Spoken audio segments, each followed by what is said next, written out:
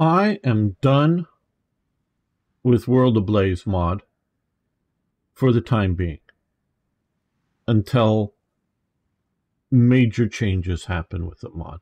Now, and Team G, my friends, are also done with World Ablaze mod. And I'm putting the headline up front because this is going to be a rambling video. So you just want to get the headlines. I'm done with it. Too many problems. I'm not saying you shouldn't play it. Not saying to boycott it or anything like that. Just I am done with the mod. And we're going to take a look at why. It's not just one thing. Any one of the problems I could overlook and enjoy playing it. This is just not enjoyable. And yeah. So now I want to say I'm willing if Uncharted and Chopper, who I had a nice talk with yesterday, want to come on and we could do an interview and you can defend these things. I don't want to make this to, something that they can't answer to. I know there are changes. So I would invite them to the possibility of making another video with me and addressing the issues, whether defense or agreement with my criticisms here. So just wanted to sort of get that out of the way at the front. If you're not really that concerned why, and I'm going to be looking at what I think are the major problems with this mod here. So stay tuned if you're interested in that. If you're not, you can leave now. YouTubers shouldn't say this for engagement. Okay. Now I hope everyone had fun watching our Ministers and Generals co-op game with members of Team G.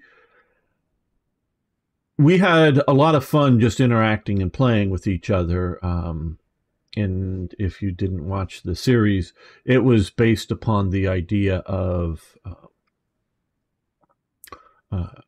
I was playing Der Führer, and different members were playing roles of like Air Marshal Goering, or Raider is head of the Navy, and others playing as generals or field marshals, maybe I should say more correctly, and commanding their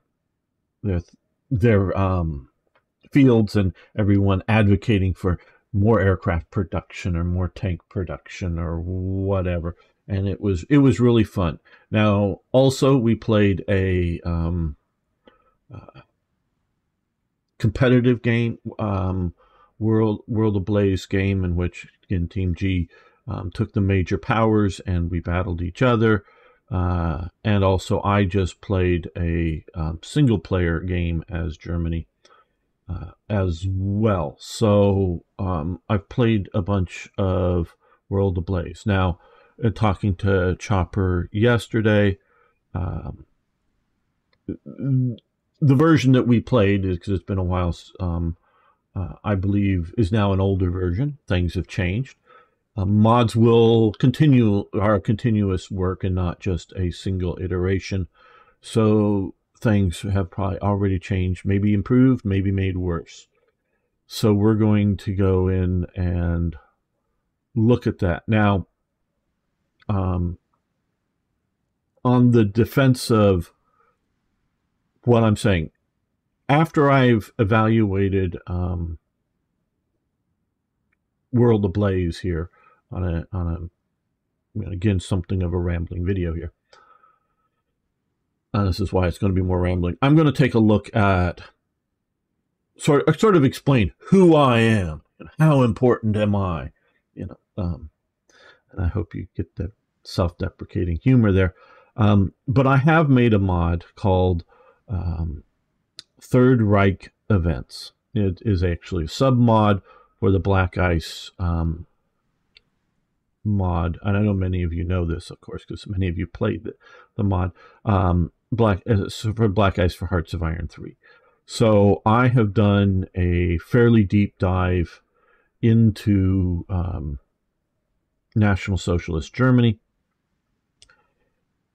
in making this mod over years of time, and I study World War II, whether from original source documents to books to articles to documentaries, whether here on YouTube or way back when there was the military channel on satellite TV, a deep wealth of knowledge, shall we say, that I'm sure that I'm getting things wrong, either just saying them when we examine it or in other research, because there's still research to be done into the World War II and knowing what was going on. Right. We're going to start with economic fatigue, just because it is the big elephant in the room. And I knew this was here, and I talked to Uncharted before about this. And this is probably a hill he's going to die upon. If this was, again, the one thing that was causing, this is one of the biggest, I would put it in the top 2 right now of my complaints here. That's one of the reasons we're starting with it. But looking at this, if it was the one thing, it wouldn't keep me from playing it. Germany's economy leading up to the war was booming. And by booming, it means it is doing very well. Now, I have watched a bunch of TIK's videos, including many that he's done on Germany, and one, The Coal Thief, I think is probably its title, or whatnot, and where he's looking at the German economy and a lot of the problems with the German economy. And factually, when he's looking at facts as opposed to evaluating the facts, I think he's 100% correct. There were lots of economic problems with Germany, but Germany's economy was booming. It was doing very well. I would say, okay. And here's my metric. And this is one of the metrics you must always examine. Compared to what? Well, compared to all other major industrial powers on the planet at the time. Now, the ones on some other stars and some other galaxies at that time probably were doing better. But the ones on this planet, the German economy was booming leading up to the war. And this is 36 through to basically 1940, because the war starts at the end of 39, and the initial stages of the war really have not affected the economy yet.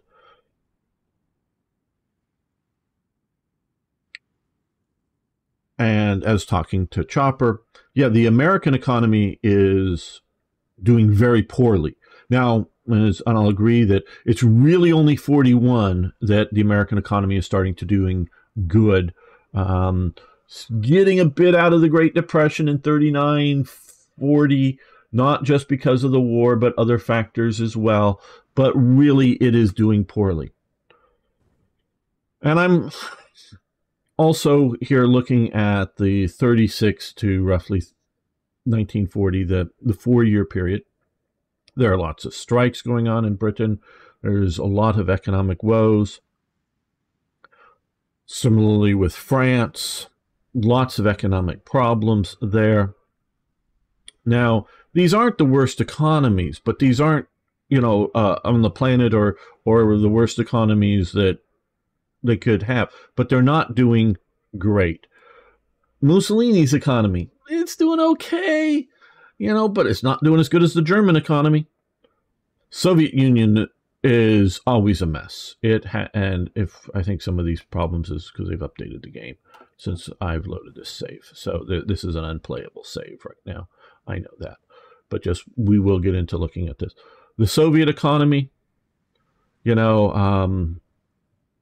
it's going through, I forget the exact dates, but it's either, in the 36 time period, it's either going through or just over the Holodomor, in which, there's massive famine down here in, millions dead from famine, artificially created famine, mind you, not because there wasn't crops. They had troops shooting anybody who tried to steal the food from the crops.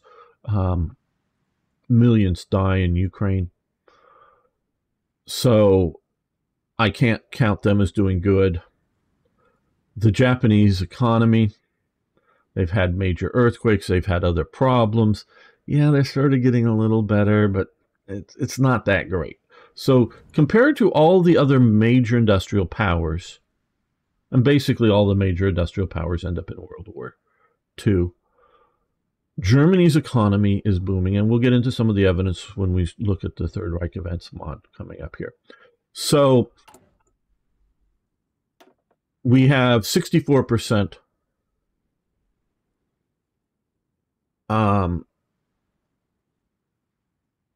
And we can see, and I don't know, I think these have been actually made less bad from when I played them. I don't remember. Maybe look at some video here. I don't know. But Keynesianism works, people. It works. And that's what, in essence, the German economy, and I'm not going to get all into the details and want to be hard to explain, but it's sort of priming the pump. It's government spending, shall we say. Keynesianism works. Now, always with Keynesianism, the more Keynesianism you have, long term, you have pain for it, okay? Now, if there is no major bridge over some river, the government coming in and paying for the building of that bridge, as opposed to the market solving the problem, meaning, well, hey, there's enough demand, I could invest in building a bridge and charge people tolls to go back and forth and eventually recoup my money and make money. That's the market way of doing it. The Keynesian way is to come in and, build the bridge across the river. And the economic activity of paying workers to make the steel, paying workers to mine the iron ore, paying workers to assemble the bridge, all of that stuff creates jobs, because those workers then go to a rest because they're tired at night and don't want to, coming in late at night and don't want to have their wife wake up and make them dinner or something. So they go to a restaurant or a cafe to eat on the way home from work or something. So it primes the pump. There's economic activity. Now I'm starting to explain too much Keynesianism. There's economic activity. That in itself creates economy improvement. And then, of course, the bridge means more economic activity in that you don't have to, say, take a wagon or a truck to the edge of the river, unload it into a barge, take the barge across, and pay somebody to do this, and then load everything from the barge back into a wagon or truck and take it away. You just drive the truck or the train or whatever, and it just goes, and it's just economic activity. And eventually, yes, you have to pay off the debt, pay off the interest on the debt if you've done bonds, and all of that. So there is a price to pay. And at some point, once you have enough bridges, you can't just you can keep priming the pump and making more and more bridges along the river here. But at some point, there is diminishing returns with Keynesianism. It works in the short term. It works in the long term, but there's more pain to pay for Keynesianism in the long term. I am not a Keynesianist, as in saying it is a useful tool for particularly large infrastructure projects for a nation. When you see a specific need, it works well there.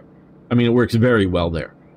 Where again, at some point, there is a diminishing return, and in essence, warfare, because you're building up militaries, because there is no tangible economic benefit to having a bunch of howitzers. There is intangible in that if you have enough military hardware, enough trained army, maybe no one attacks you, so your factories don't get blown up. It's like paying for security for a factory. But, well, hey, our factory's doing great, but every night somebody comes in and robs it and eating into our profits. Well, let's pay for security.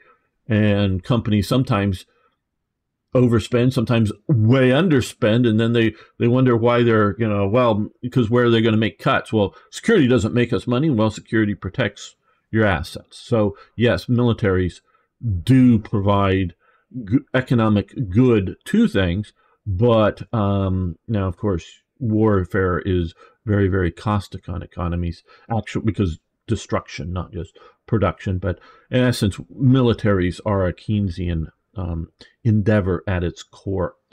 Paying for military buildups. Military buildups can be economically beneficial. Wars in the modern sense, we're not talking in the Roman sense, where just a bunch of guys in swords could go conquer some fields and now they have more grain production or something. It's, in this sense, wars are destructive. They are not beneficial if you're involved in them, not just producing for them. So now, and we're still on economic fatigue, and I've talked a little bit about, and some of these I think are appropriate. The exploitations here we're talking about, some less so. I have not done these, as you can see. These are done badly in that, in hovering over these, I don't really understand how the cost in, I get the receives 10 levels of damage. Civilian factories receive 10 levels of in those areas, and so we would then have to spend get them repaired. And I don't know the math. Plus, if you're going to charge me political power to do it, you better, I don't know why these would cost any political power, but you better have compensating, give me political power to have me to be able to do these things. And, why am I only getting 1.3 political power a day? And hey, I even have Mr. Mustache, which is a positive guy.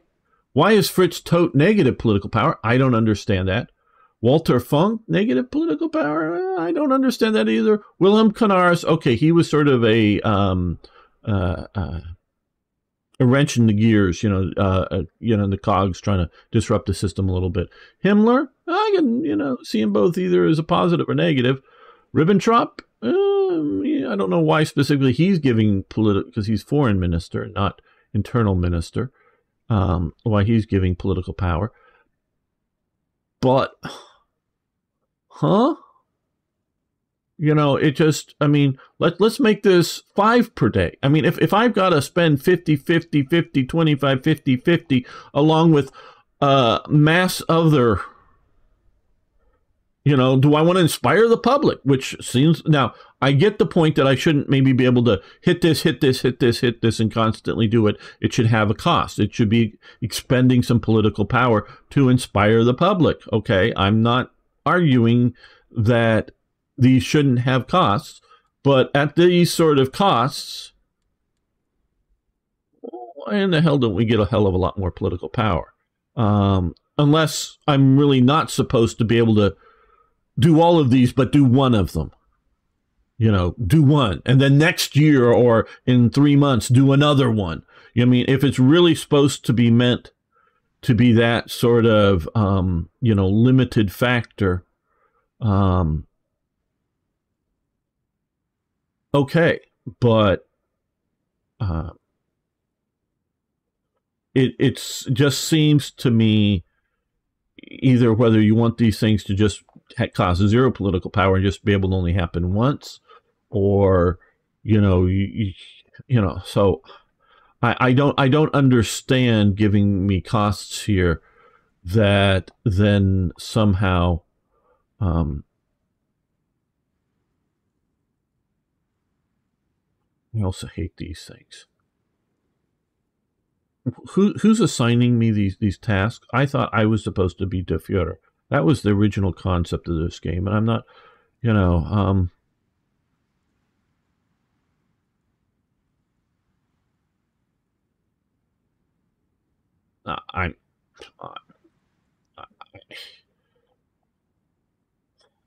I don't terribly like these elements either here in the game. I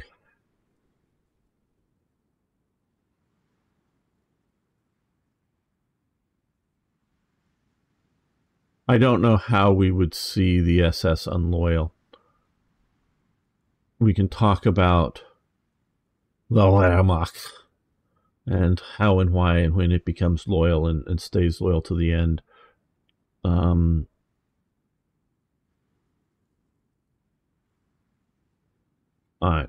Okay. But again, any one of these things is not a problem. So as you can see here, we currently have 300 military factories effectively.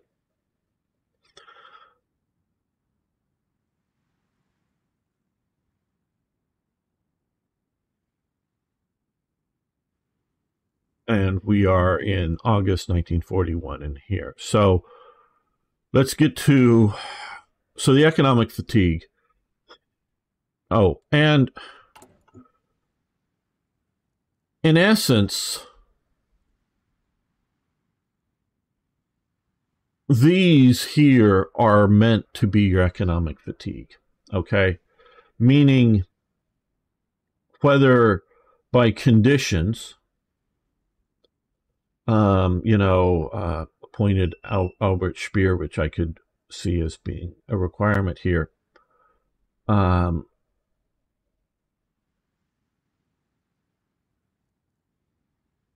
at war and whatnot, and some of these others that may not require at war, but I don't know.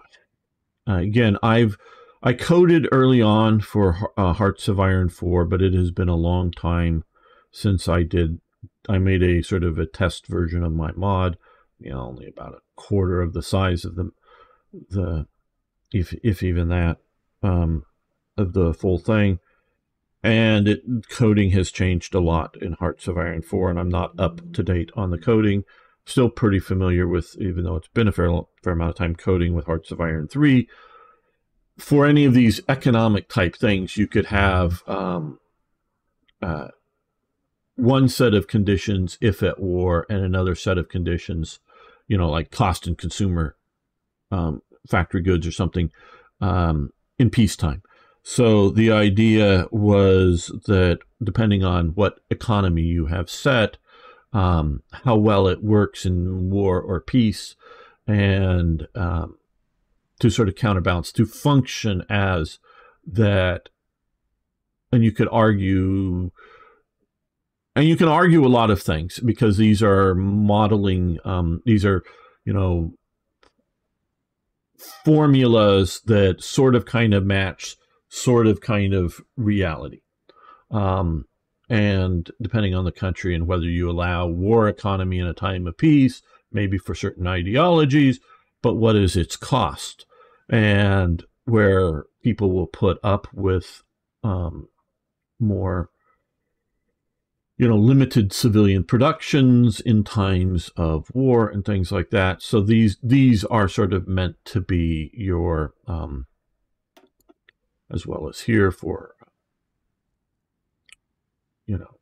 various economic elements. And these are where you should be doing some of your, if you will, economic fatigue, and we may look at some of that later on. So I am not saying I've played this well, this right, taken the best opportunities, but it shouldn't. this is adding, with the economic fatigue and all this stuff, this is adding unnecessary complications. Okay, I really think it's adding unnecessary complications to the game that should not be a huge chore unless you clearly explain, oh, we'll just do this, and then it's sort of baked into the pie, if you will. Okay. That's big point number one that's been causing me problems and has caused me problems from day one with World Ablaze. Now, I also want to say to Uncharted and the rest of the dev team, you don't have to pay any attention to me at all. You can make the game that you want to make, because that's what you're doing. I mean, it's a modding of a game, but you're making the game you want to make. If all of these things are hills you want to die on, meaning I'm not changing this because this is how I view World War II. Well, we just have a fundamental disagreement and we can part and be friends. Please, all my interactions with World Ablaze people have been good. None of this is meant to be taken as a personal attack. I mean, I may say you're crazy in how you're making your mod, but not that you're a crazy person. So there is no sense meant to be as personal attacks. Please understand that in all that I'm evaluating your mod here. So, okay, let's look at logistics. This has actually gotten somewhat better because I've stopped attacking in many areas.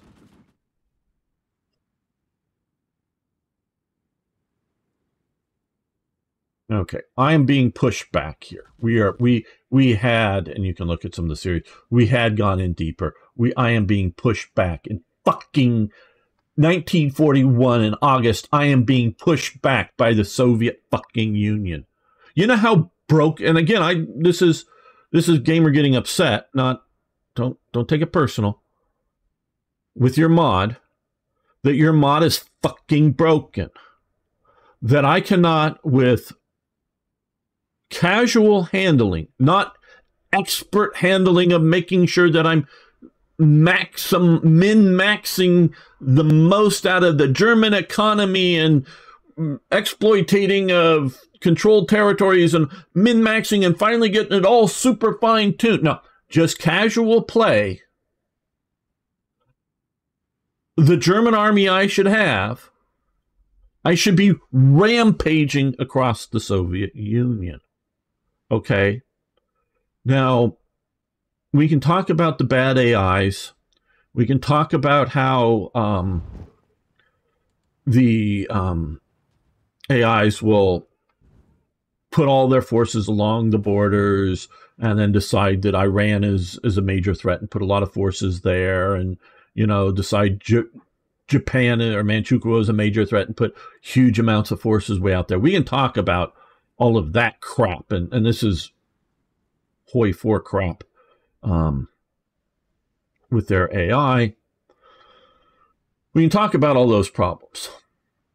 I am reasonably comfortable with modding for an AI historic, and we'll get into some pop-ups of forces later on, but like the Russian winter offensive of the winter of 41 into 42. If you look at the great series, there's problems with it, but still it's great put together. World at War, which I've used some of the logo for that, for World Ablaze, because they have the flaming fires and watched it as a kid. It's a great series. What we were taught in that, narrated by the great actor Laurence Olivier, was that the forces out here were brought all the way west and attacked for the winter offensive. Well, Zhukov and his staff was brought. These forces were being formed, my understanding is, and again, I'm just going off memory here, so I'm sure I'm wrong to some degree, were forces that were forming up here, somewhere between Moscow and the Urals. Yes, the Germans had already encountered a few T-34s on the approach, and maybe even a few KV-1s on the approach to Moscow, but those were few and far between as overall numbers of tanks, that were giving them serious concerns when they were encountering these tanks, and started to adapt to them, but as very rushed projects, very rushed.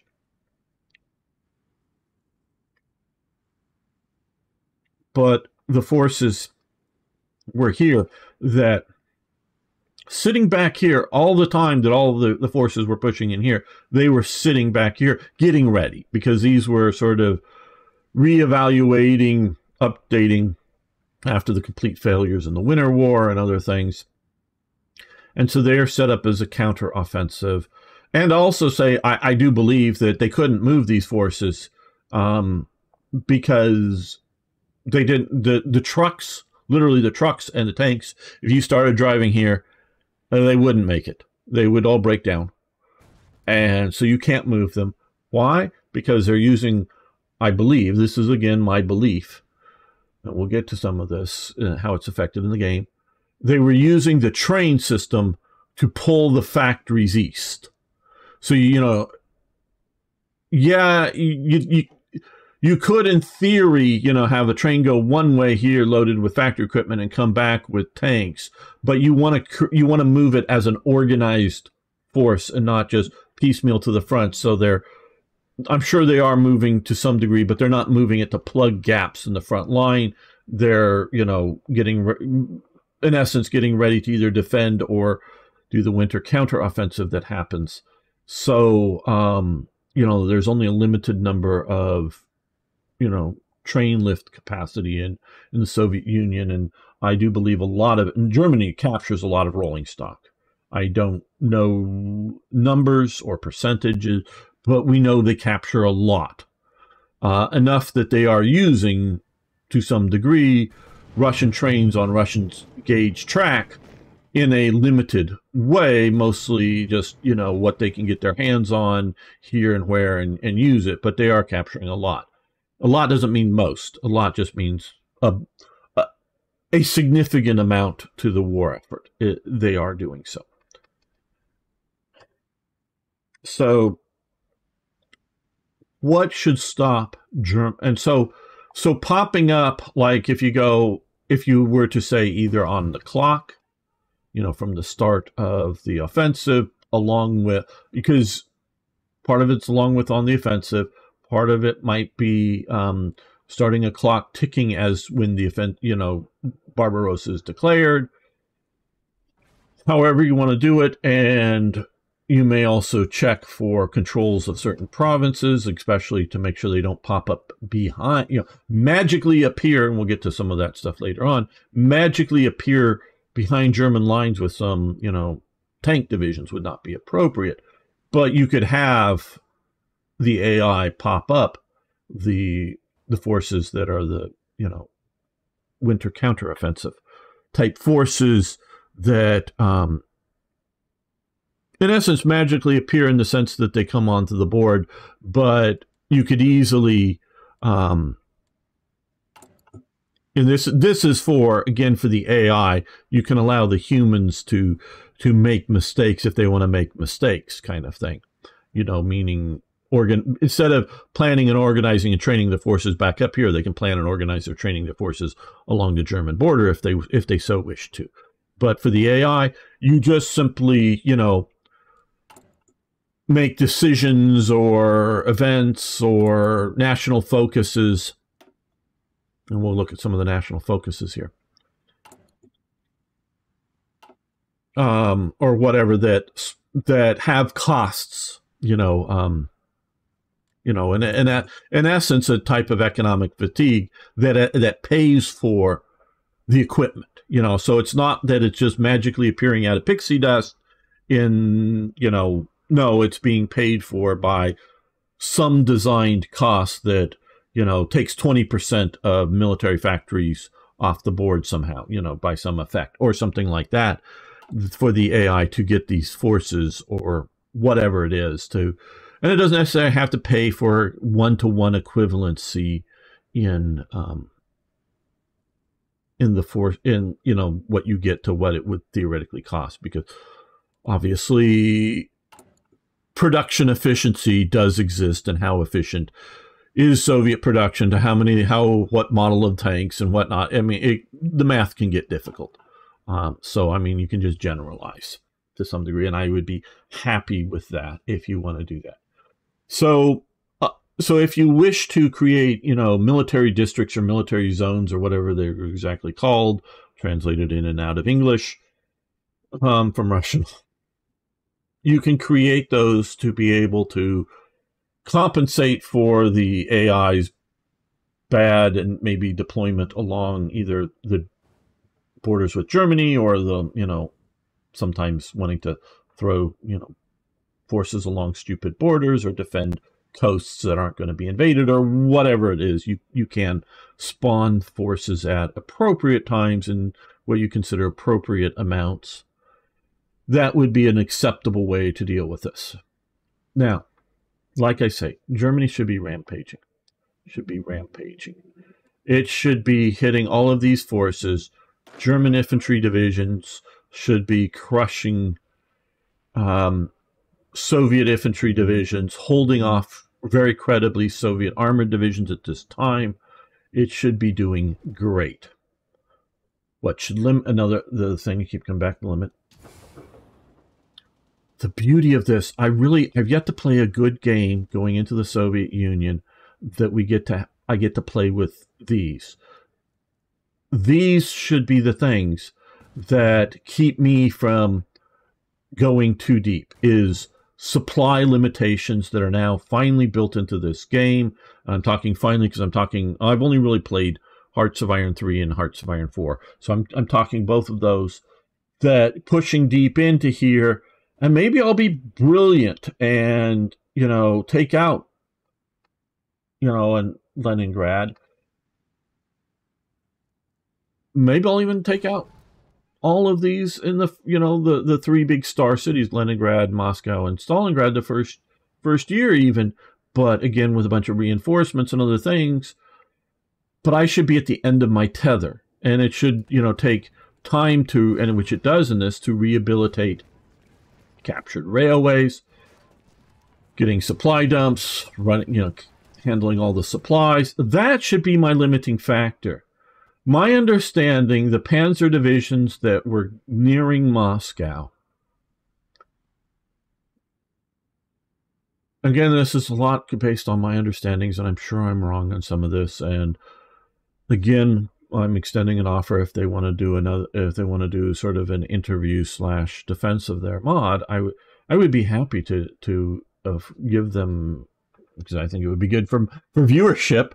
Give them, tell me why I'm wrong. I'm sure I'm wrong on some details, and I would stand corrected and agree with things if you can convince me. This isn't my ego talking here. I don't think. It is my analysis of the situation and condition, that the panzer divisions that were getting to the outside of Moscow were down to like 20% or something, and I'm just throwing out this number, in panzer strength. But that doesn't mean the panzers were knocked out. That doesn't mean some of them weren't. Some of them definitely were knocked out. But knocked out doesn't mean destroyed, because sometimes you have, catastrophic destruction, and the turret does the, modern Russian turret thing of exploding into the air, when you kill it. Sometimes that happens, and it's all a bunch of twisted metal. Sometimes the enemy just shoots the front of your tank. It goes through into the transmission and maybe one of the squishy things inside one of the humans, and it's stopped. And so that tank is out of commission. You can pop in a new transmission, weld up the armor plate, and get a new squishy person to put in it, and it'll go again. So it is not entirely taken off. And some of the problem with this is Hearts of Iron 4 at some of its fundamental levels with tanks that are consumed. So, when I want to add flavor, and we'll look at some of my Third Reich events, add flavor events, Germany captures 25 of these tanks. And that's just nothing in the meat grinder, and maybe in the big meat grinder of the Eastern Front, it would be nothing anyways. But those 25 tanks end up serving through the bulk of the war, running around here, battling partisans, and needing some repairs and bits and pieces like that. But otherwise continue to function. So you need to spam in more or something, or otherwise they don't quite have the effect that they had historically, because they're just driving them around doesn't actually consume them. So, and again, to this point is probably of the overall strength, you know, they were down to like 25% or something, 25%, probably 50% of the tanks were just stalled in various workshops getting repaired. And it was go, go, go, go, go, go.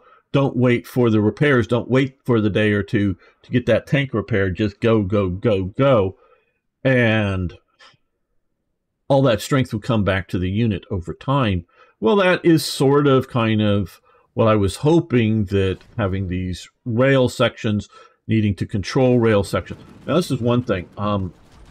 I quite honestly, again, don't know... here we are. Is this really? Did somebody really go in and look and see, are all these tracks going through the Prepit marshes?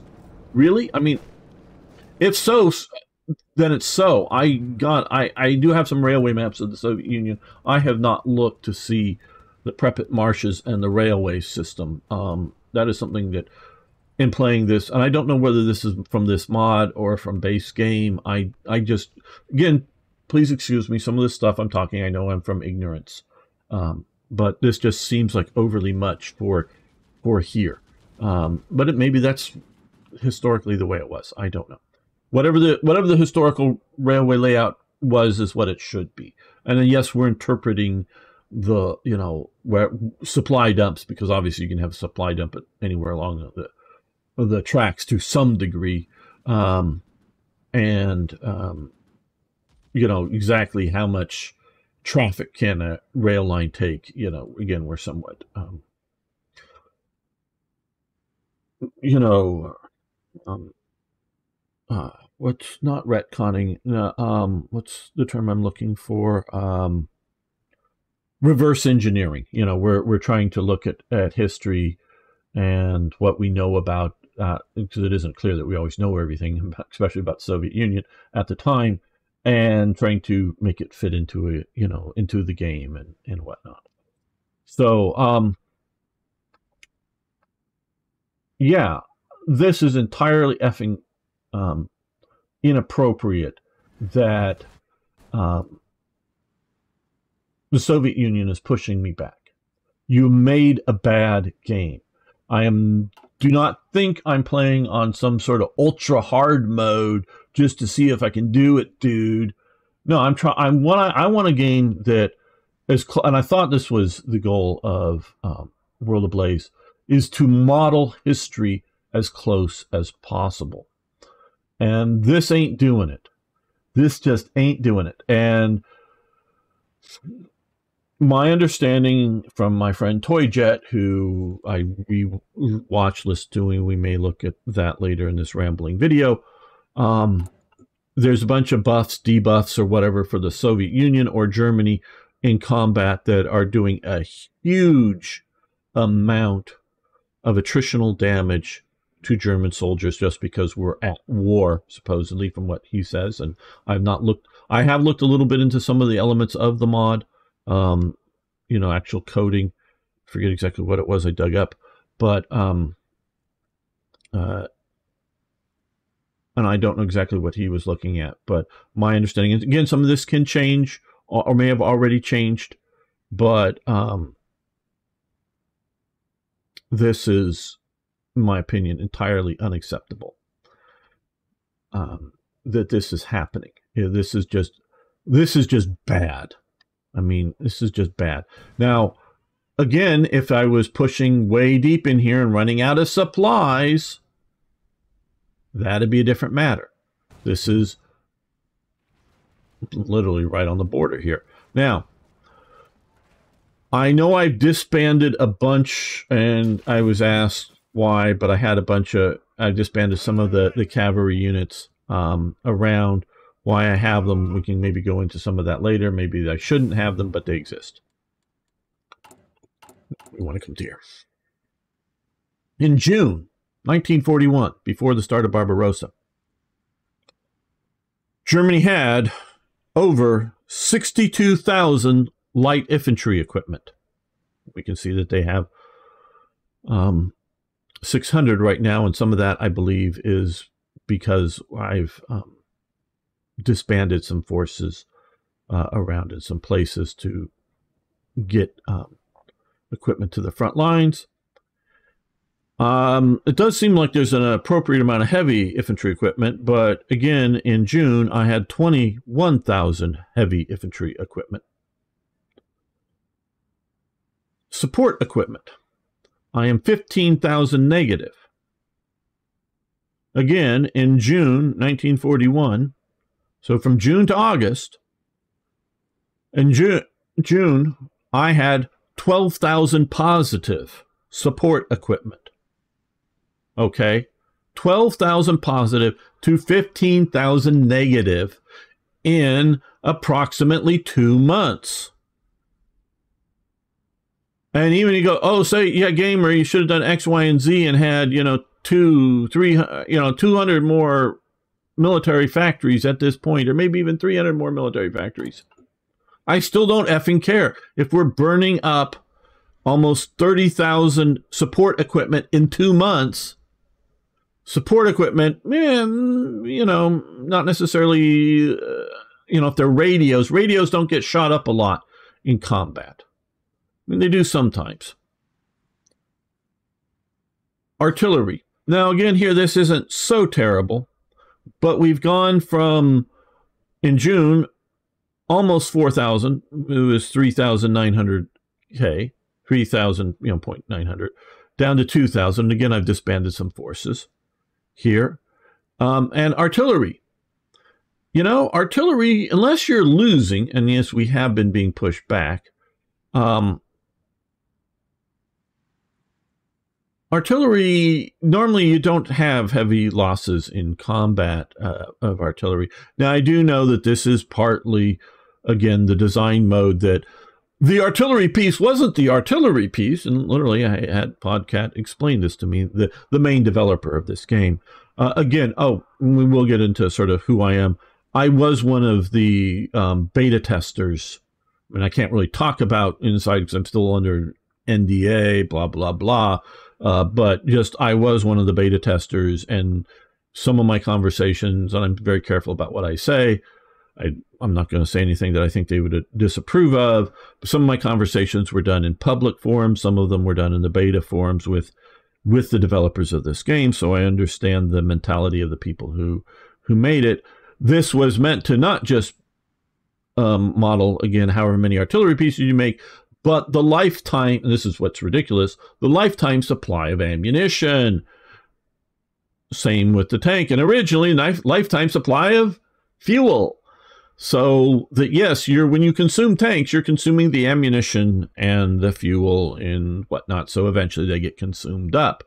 That, I think, is a tragic flaw in what is otherwise would have been one of the greatest World War II games to ever be created. If they could have kept freaking like ammunition use, which had been called supply, which is sort of vaguely mixed into the idea of food supply, but if you just kept it sort of ammo supply for production. So artillery might not be hit hard, but you might run out of ammo if you're not producing. If you're not having enough, whether you use sieve factories or mill factories, if you don't have enough on supply production, which would mean ammo, whether machine gun or artillery. If you're running out of ammo, it doesn't matter how much. If you're running out of supply, it doesn't matter how much artillery or whatever you have in the game. Let's see what else. Anti-tank. It's at 1,400 because I wrote down these numbers and then looking back here at this. It's at 1,400 now. It started at 3,800. Again, in 2 months. Light tanks. Let's see how we're doing with light tanks. Okay, well, actually, light tanks we're just fine. Started at 3,000. We're right at 3,000. Medium tanks actually have gone up. So, and some of this we can see here. But it's really this support equipment and infantry equipment that are just being consumed at massive, massive rates. Maybe this was designed for continuing the philosophy of Hearts of Iron IV. This isn't light infantry equipment. This is light infantry ammo, rifle ammo or artillery ammo, and you're shooting it up. Maybe that's what you're presuming. But even then, this is too hard. And this isn't, oh, gamer, you can't handle a tough game. No, it isn't that. I can handle a tough game. But this is a basic Barbarossa shouldn't be this difficult to manage on the production level. Yes, eventually we get, Speer in, is it this one here, get Speer in here and, and other things, and get the German economy really sort of roaring, and, military economy, I should say, roaring, and all of that. But that's when you're managing, what he was doing with, they were being bombed by Britain and by America. They were fighting in the Mediterranean. They're fighting in the Eastern Front. They were fighting all this stuff and all this things going on. That's when it becomes super difficult. So you've completely effed up the Eastern Front. Now, again, it may have all changed. Yeah, this was in my game, and then that I played on my own, and then our co-op game. This is what killed.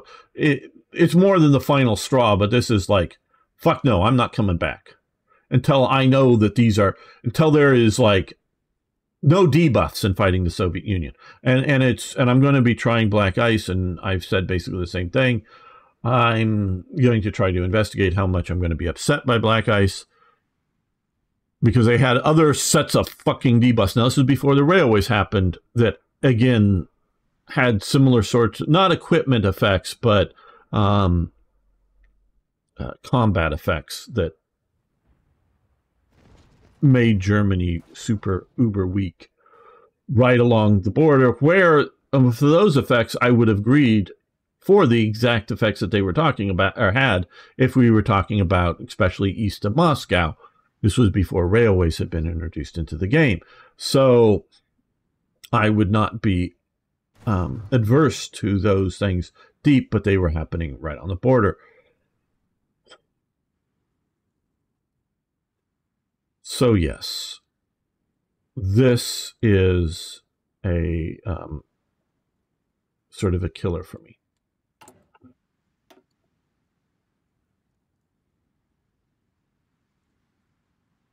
I am not going to presume that I'm talking to people who've watched 1 or 2 or 3 or watched 10 World War II movies and think they're an expert on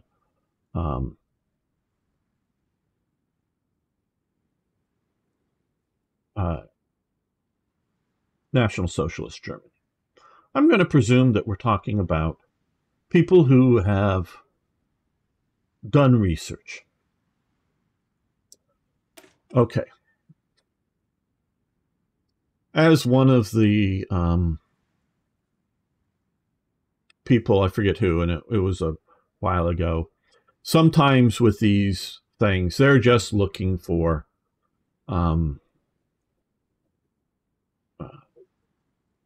titles to call things. Okay.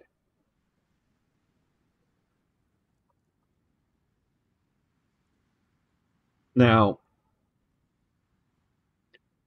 so maybe this shouldn't be called Nationalized German Armament Industries, because I would like you to explain to me where and when Germany nationalized its arms industries. I would really like you to explain that to me. There may have been one of the one of the aircraft companies that might have been nationalized. Might.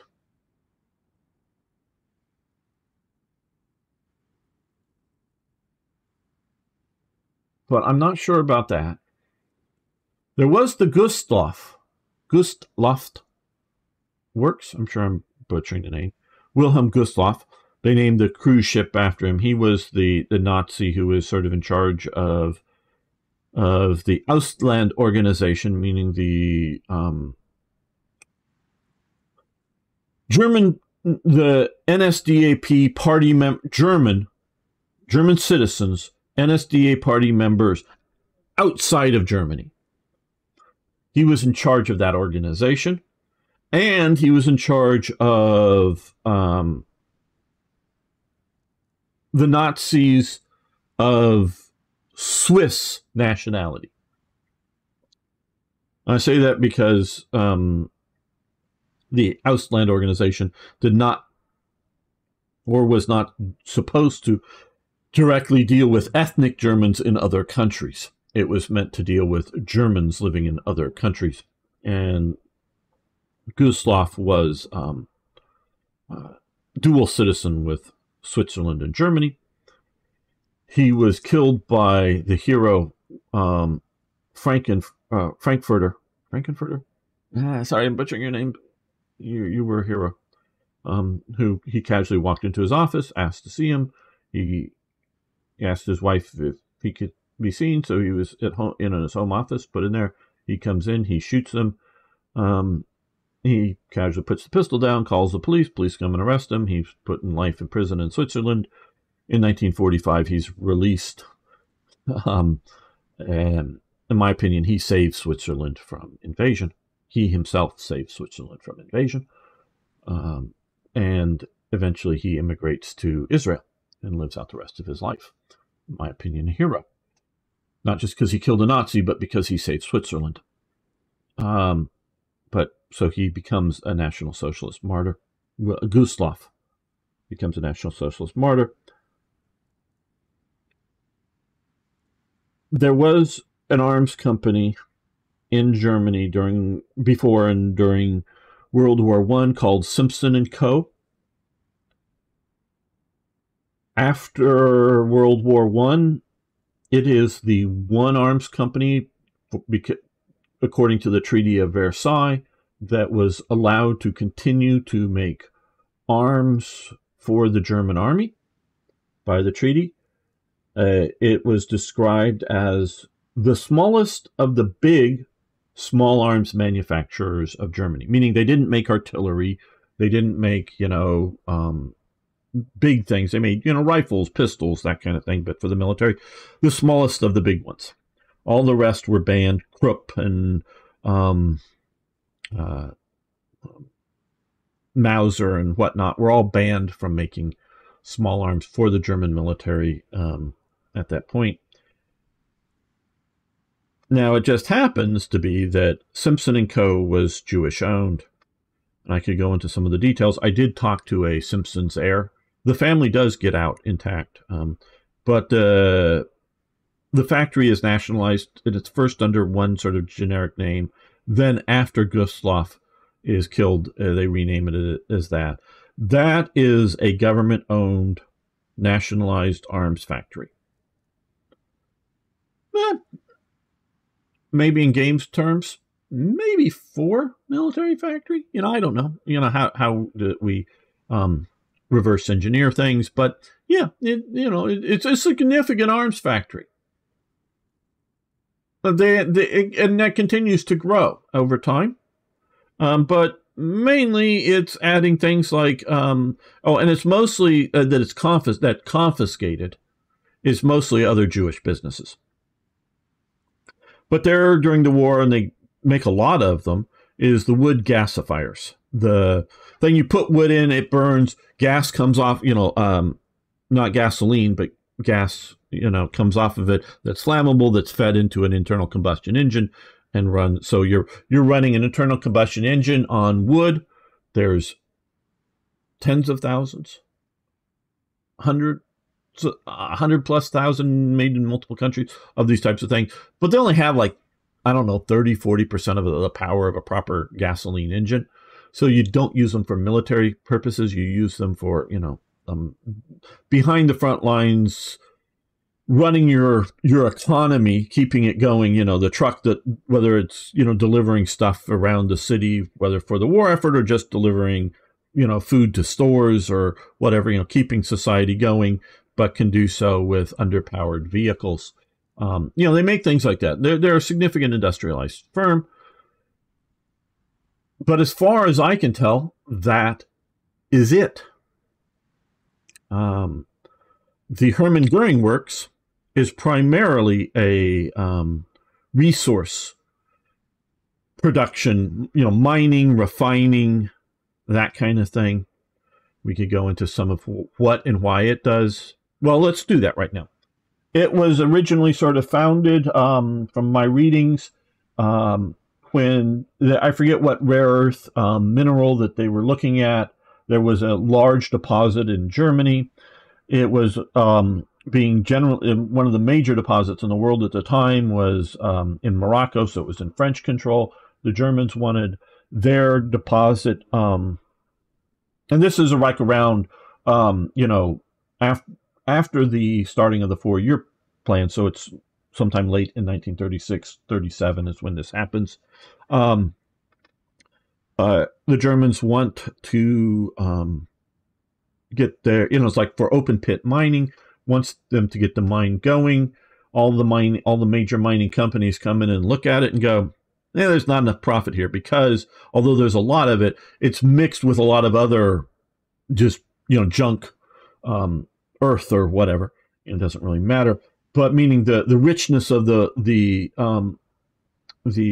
ore was minimal. It was, badly distributed, but you could refine out, and it would be it was like barely profitable in the sense that you could do it at a profitable rate, but setting up the mining was going to, setting up all the equipment and getting going was going to be a lot of cost. So it was going to be many years down the road before this would even start to turn a profit. Even though you could sort of, do the activity at a profitable level, but just wasn't worth it. So all the major mining companies nope out. No, we're not going to do this. What did the National Socialist Germany do? Oh, okay. And they said, and this is sort of one of the main impetus to set up the Reichswerk Hermann Göring. Göring doesn't own it. I mean, he's corrupt and siphons money off of projects, yes, but he doesn't own it. It's just sort of in his name. Basically, Walter Funk is the actual guy who is technically running it, though the political power behind it is Göring. So who should be in charge for it, and I'm not going to go into some of the philosophies of, too deep into mine. In the basically in the National Socialist regime, he's a nobody. He's nothing. He has no real power. So he has no real effect. Göring has power because he has instant access to this guy at any time that he's awake and willing to take visitors, but meaning Hitler, because Hitler eats dinner each night with a small group of people. If Göring wasn't invited, he could walk right in. No guard is going to stop Göring walking in on Hitler at dinner, even if Göring wasn't invited. Where a lot of people have to get past, he's already flown the coop, has he? Political advisor. They have to get past, and again, not enough fucking political power. Why isn't he automatically, when he zips off, put in power? But normally you have to get past Martin Bormann. But Göring and like Himmler, like Ribbentrop can just literally walk in. He has no power to stop him. So, and another walk-in, of course, would be Albert Speer. So Göring is the political power behind the 4-year plan and behind the Reichswerk Hermann Göring. My understanding, Walter Funk is the actual sort of manager running of that enterprise. So in essence, they should be one person. For better or for worse, one doesn't function without the other. So this doesn't make sense to me. in my, having both of these guys here with two different effects doesn't to me make sense. The only way it would make sense if Hermann Goering is dead for some reason, and then you have a lesser guy that has less effect coming in to replace him, like we might see with Rudolf Hess splitting out, or I don't know, when Reinhard Heydrich is killed, his replacement within the SS, or actually several people within the SS organization that replace his job, they're sort of more flunkies, where Reinhard Heydrich had very high power within the SS. So sometimes you have lesser people with either, less good effects come in just because the main person is gone. Otherwise, so there should be no reason that you would pick Walter Funk over Goering, except for you have this, we'll remove one civilian factory every 6 months. And I don't understand that. I don't understand how, yes, I know Goering is corrupt, but I just don't, this just seems,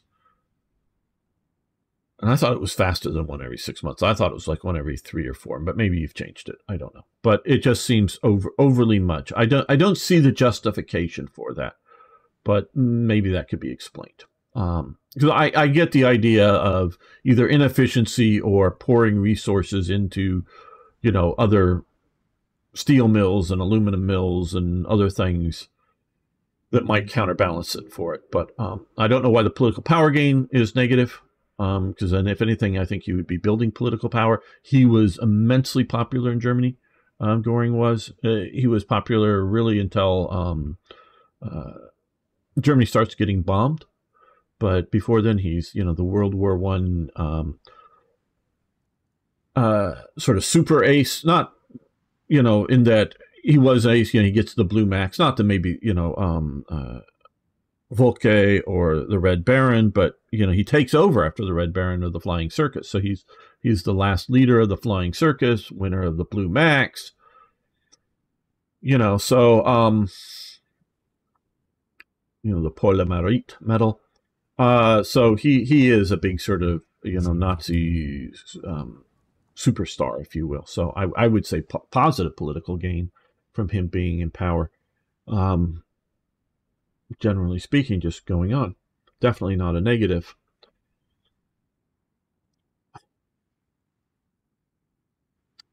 So now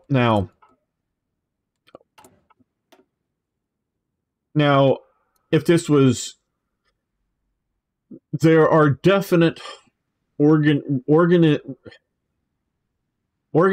the arms industry for the war effort definitely happens, and there is definitely expansion in the arms industry in multiple ways. So if we're just looking at expansion of the arms industry, I'm fine with that, but I don't know why that necessarily causes the economic fatigue. So yes, I can sort of, to a degree, we could argue whether this is nationalize or streamline or, whatever the term you want to put in arms industries, and increases that. Why this, though? My fucking God. The Volkswagen scheme. That should reduce economic fatigue. The Volkswagen scheme was a scheme in which, and I know you guys are all too young to remember this. Maybe there's a few old crusty people, but probably you modders don't know this. When I was a kid, there was blue chip stamps that certain businesses would give these out when you bought things like gasoline at a gas station. And you would get these stamps and you'd put them in the book. And when you got enough of them, you could turn the book in for things, products. And you'd get those back. And it was sort of without computers, in the times without computers, in businesses, there was, there was no computers even for your credit card. That was all sort of, receipts had to be turned in. As a way to be sort of rewards, instead of giving cash back, it was a reward for, hey, shopping with us, shopping loyalty, shop long enough, earn enough stamps, and you'll get something of real value, not just a trinket, but a home appliance or some toys for kids, of real value. But it took a while. Well, that's what the Volkswagen scheme was. It was to get workers to start putting or buying the 5 mark stamps to save up for a Volkswagen that you would eventually get. Well, that is pulling money out of the economy, because the arms industry is paying workers to build something that isn't being sold. So it's just going into a warehouse or going in, being issued to some troops or whatever. So they had money in their pockets, but there's nothing to there's things to spend it on, but what they're being done doesn't, it's not like they're building coffee pots and they'll buy one of the coffee pots that they make, and somebody else is making electric stoves, and they'll spend money on an electric stove, back and forth, economic exchange. It's going just into a black hole, if you will. Well, the Volkswagen scheme was pulling money out of the economy, spending it on, and I know there's a bunch of different spread around military factories, but building car factory, basically, major one, that in essence makes Kubel wagons, the German Jeep instead of the Volkswagen. It's the same automotive setup. The engine's in the rear. It's literally the same automotive setup, just a different body. And it's a lightweight vehicle. It's a 2-wheel drive, but lightweight that, 6 guys can sort of pick up and move if it gets stuck. Not maybe in the deep Russian mud, but in normal sort of conditions. And so it's a lightweight, quick mobility vehicles. So, and this is over more factories than what the Volkswagen, in my opinion, what the Volkswagen should be. But I understand that this is sort of representative of other things too. I get that. But I would see, if you're talking Volkswagen scheme, it is helping. If you're going to do economic fatigue, it is helping the situation, not making it worse. So,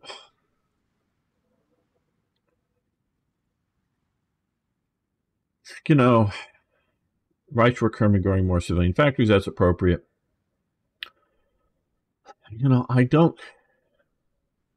just don't see these in the time scale, in the 8 to 10 years that the game is designed to be played in, especially with potentially, depending on, I would make, if I was designing these mods, and I did design something that was working with the original national focus for Germany, I was going into something like this or something like this and putting some conditions down, which might be a year date. So you can't just, spiral down through this thing and get down here and ignoring everything else to get like this super early, the way I designed my game. And again, you guys can design yours in any way you want. I'm not saying you have to do what mine is. I'm just giving you my feedback on your mod. Make it the way you will. But this is what I think is wrong with it, is some of these things, like some of these do have, and I know that we've sort of gone past the, had to be at war, or something like that. Well, some of these might just have a year date. So you could get, partway down this function. So, like this might be able to happen in 36, but this might not be able to happen until 37 or 38 or something, some sort of, date like that, which encourages because you don't have to do things, but encourages forces you to, do other things. So whether they're, what you want to do, or what your priorities are or not. So, yeah, and some of the, building this stuff, because economies aren't zero, some games, they're not. I wish I had something to drink right now. In fact, take a brief pause. I'm going to get something to drink. I want to keep talking, and my voice is starting to go. Hold on just a second. I'll be right back. I know I don't do this in the middle of these, but hang on.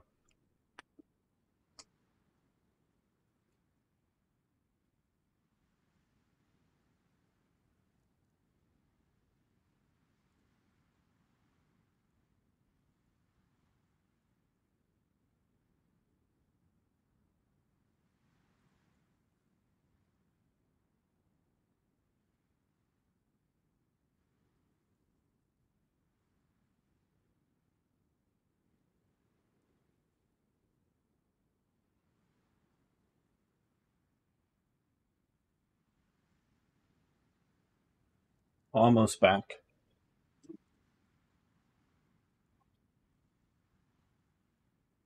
Okay, I'm back.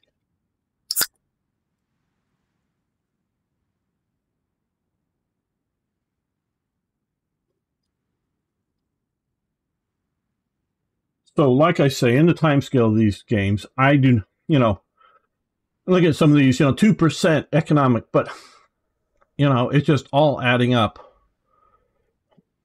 Some of these don't have negative effects apparent, some do.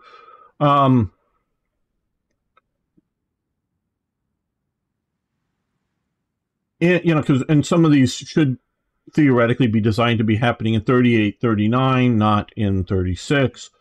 But again, to the 9 to 10 years, 36 to 45, much of these should not have significant economic fatigue.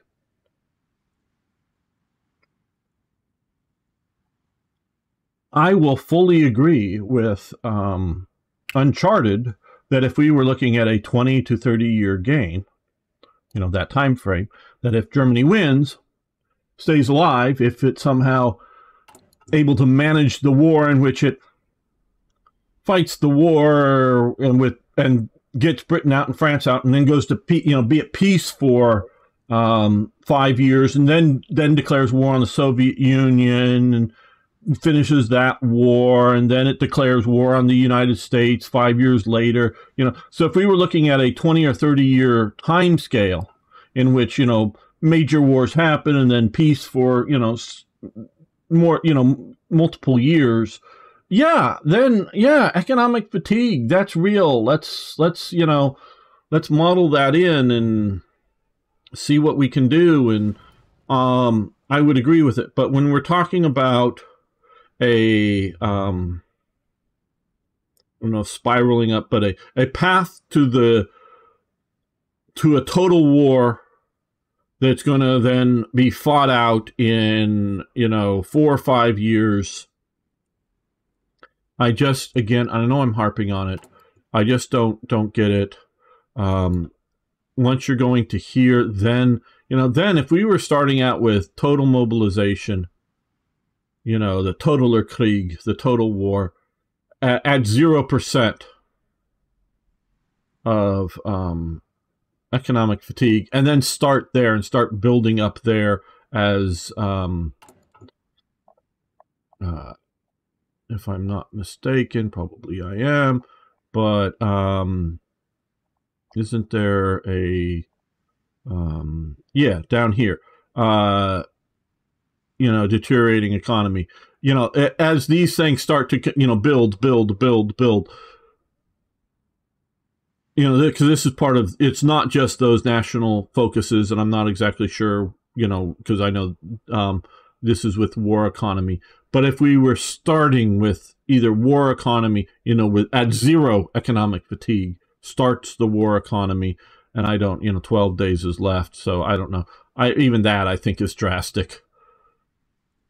But still, if we were starting whether at war economy or total war economy kind of thing, and then building up these kinds of things, then I could start seeing that. But that again doesn't come until 42 or something, and so between 42 and 45, so you've got 3 years roughly in there of worsening, while also having exploiting other things, while having hopefully if you're being successful conquering other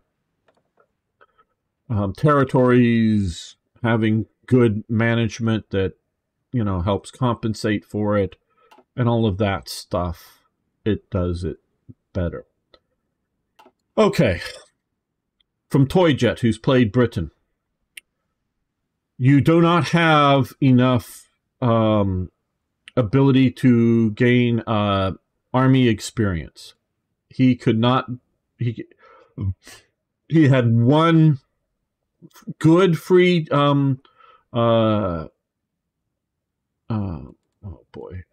order battle or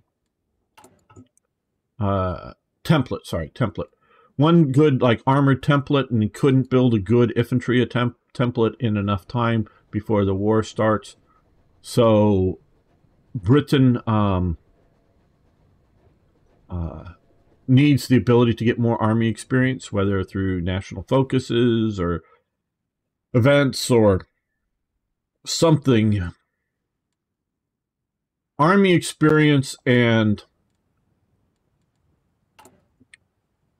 this, because army experience can be used for multiple things, but army experience and this was meant to not have 10 different versions of infantry divisions, to make it sort of the idea that armies don't change until they're sort of forced to, kind of thing, theory. And that is to a point correct, to a point not, but it's not entirely incorrect. So the idea that you don't either have a bunch of different models of divisions, you have a few models of divisions, you as you fight along, you learn, oh, well, maybe we should, add this or remove that or do another thing, and work it out. Sure. And I do like the idea that you have here of the first Wella and the second Wella or wave of divisions that are not quite, the same as proper, divisions, and that is historical. So he also, and to give praise, he liked your the way the ships were done for Britain, and I think generally in the Navy, because he also was the Navy commander for Germany in this, and he likes Navy, so he liked that. And Lum also, who did the air command for this, liked the way the air was the models, this whole, just go through, don't have to worry too much about all of these kind, a little bit of, for some of the, unlock some of the ship models and whatnot, but mostly just go down, get the historical models. I like this the best. The sort of modular design style that HOI IV is brought in is not a bad idea. It's not the wrong way to do it. I just sort of prefer the basic historical models as my preference, so I agree with that. So yeah, the other thing is that we had issues with is pop-ups when we played our multiplayer campaign for when there's a human player for Japan. He could not have gotten this good a situation, and he tried, and he was very meticulous. Popping up of armies behind your territory. I know this war is hard to model, in that with the current situation that a good player can probably crush China in the base game. I'm not saying in your game, I'm saying in the base game, and might make it too easy for Japan to be powerful. Now, I don't know how well your AI Japan deals with the ongoing war with China. I know, because again, worked with HOI III a lot and stuff. In HOI III, Japan has to take China out. The AI Japan has to take China out, or otherwise the AI is too bogged down, too focused, and it will follow its orders and declare war against everybody else. And they've created forces that are garrison forces that the AI cannot move by making them too heavy to transport. But beyond that, and they have to spawn in and pre-programmed invasions into these areas. Otherwise, the AI just declares war against all these things and ignores them. So, and we'll continue to, even with spawned in stuff with the war in China, it will continue to focus building on the war for China and not anything else. So it's very hard to get a historical outcome.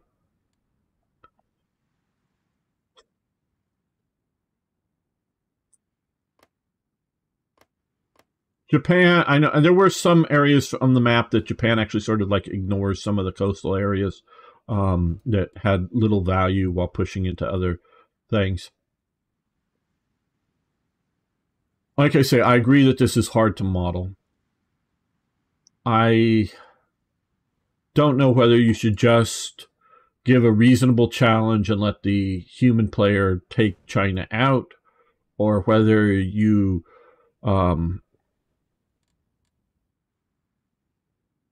model it so that, and maybe have a few of these, switch over to the Republic of China, because in ways these basically do become Republic of China. The warlords have less and less effect as time goes on. Not entirely no effect. I'm not talking about communist China, I'm talking about the rest. And maybe have, well, some of it, of course, should be handled by,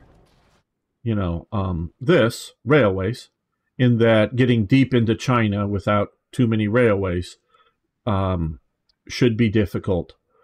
And just sort of make sure you're not spawning forces behind enemy lines, because guerrilla activity, yes, I know, but that is also, in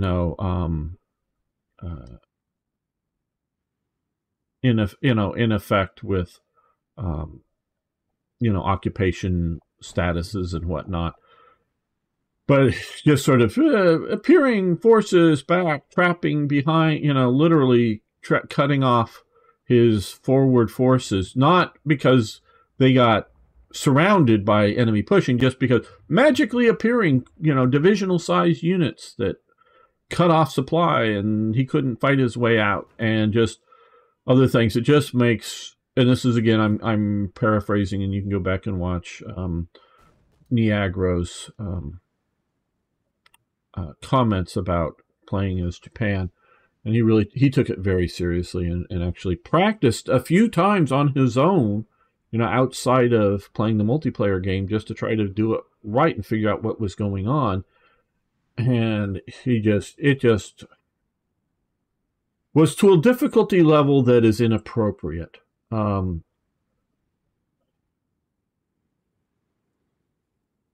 my opinion, that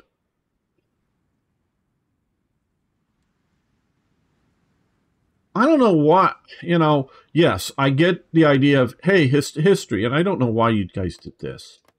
I'm not exactly sure. I mean, I'm not saying this is entirely wrong by history, but it's, I would say, mostly wrong. That this is, yeah, I don't know.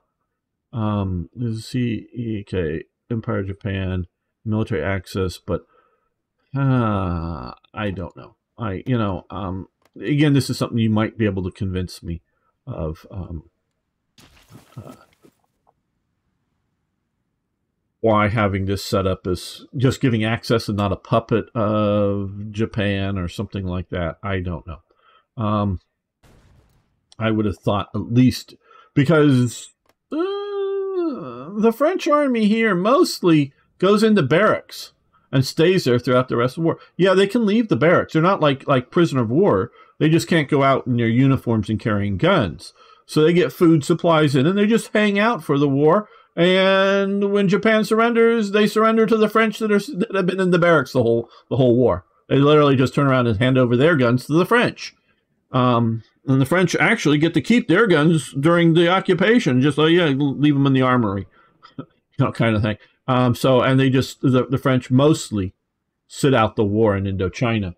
But the Japanese are, and I think to some degree, again, this is, always note my language, I think much or some of the civil administration that the French have continues under the Japanese, but I do know the Japanese are sort of running around and occupying thing, meaning troops are going other places in occupational terms, not just giving access to, march through, but hang out in.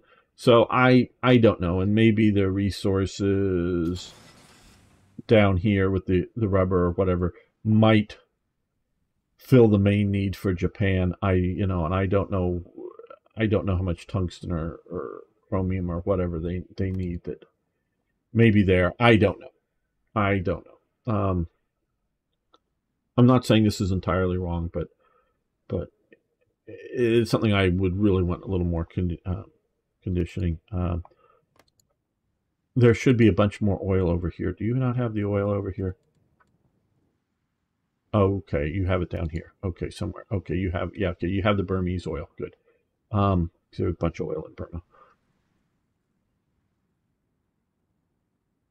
So, yeah, pop-up armies, major problem in China. Yeah, it's sort of kind of good that if you could have a holdout, deep in China would be sort of kind of good instead of just Japan rampaging. But you want the player to be able to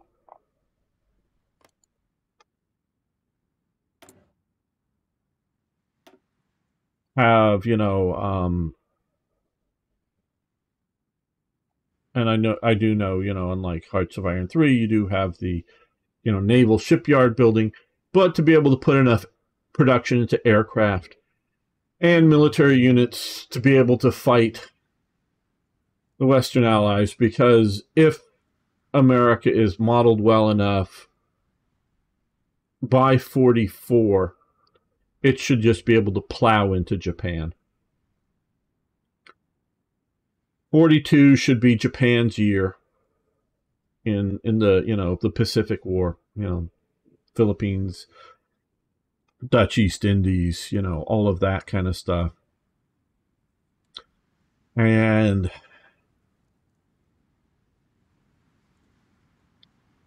depending on what happens to the American fleets, but and that's maybe again sort of hard to model, but either way, 43 should be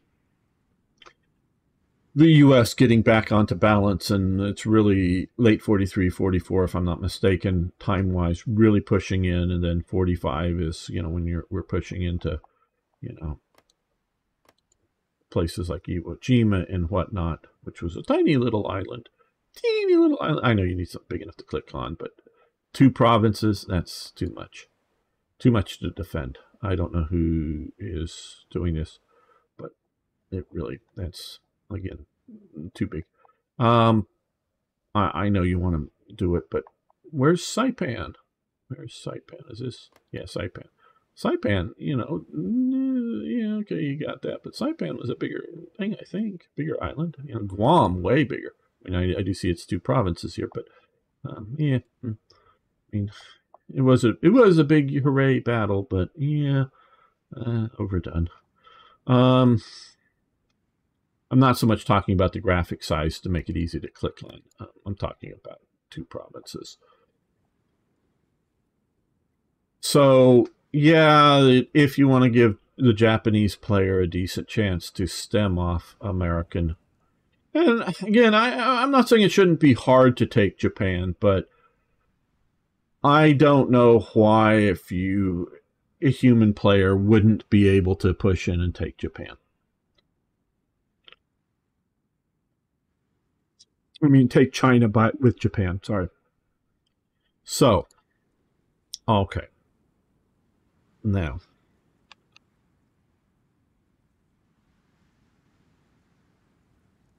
no, why didn't I? Okay. Oh, shoot, wrong thing. If I do this right, like I said, this is going to be a rambling. Okay. Sort of ask for some of my evidence of what I'm saying by some of the World Ablaze team, because they don't know me. I know that. I know some of you guys have been, few of you guys like Fritz and Niagara have been around since before I've had a YouTube channel playing my mod. Others have played my mod extensively, and as well as watched lots of the videos, later on. But I've made a mod, like I say, Third Reich events for Black Ice, it's a sub mod for that, for Hearts of Iron 3. I hope this is somewhat coming off. These are the event images. And again, we're just going to go through this mostly quickly and skip through a lot of it. This is the event image for the 4-year plan that we talk about, and then further on effects, I do not like the way, and I'm not talking about specifically about World Ablaze here, but I don't like the way that this is conceptually designed, in that you click the national focus, wait however many days, and poof, you get the effect. When I was working, trying to get my mod over to Hearts of Iron IV, and I again talked to the devs, and they go, hey, you know, and this is in the days that these did not exist. Players need a roadmap. If they want to get to this is what you got to do to get there. And so I embraced that idea. But where is it? Here somewhere. Isn't it here? I know. Okay. I showed it on. Okay. What I'm looking for, and I know you probably, those of you who made it this far,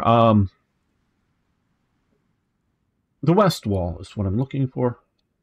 Condor. Okay, it's probably over here. Back to steel. Yeah. Oh. Maybe I ought to go zoom out a little bit more here. Where's web? Okay.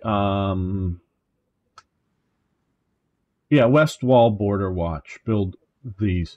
Unlocks the decisions, which is actually better than it was, and you guys have done that better. The way I embraced this was to you do the national focus, and then like this does, you know, unlocks decision to build. The way I did it was, and again, you don't have to do it the way I did it, or mine isn't the only way to do it, but was to have a series of, you know, events kind of pop up that, or, you know, come available, that, because it wasn't just build the west wall and then extend the west wall. It was build the west wall, improve the west wall, extend the west wall, build the Luftflank zones. They all had costs, but they were generally cheaper than if you just built the, you know, the fortifications, you know, manually yourself. So it was a good bargain to do it, but it still had significant costs. Math is always hard for things with lots of variables in it because of, you know, construction speed and whatnot. So it's not a, you know, a fixed set of times. And that is also sort of how the 4-year plan worked in Third Reich events, is that over time, you don't just do the four-year plan and get the factories, or, you know, for it, and as a one-time, it starts the chain of events with various effects. You know, again, these types of things mixed with, you know, maybe some more factories on the map or more resources, because again, a lot of what they're doing is expanding resources. So, and again, here we deal with the Volkswagen 5 mark stamps, dealing with the Sudeten Germans. And again, some of these are donated events that I should rebuild better graphics for. Dealing with various infrastructure developments and ports for more energy, I think, in that.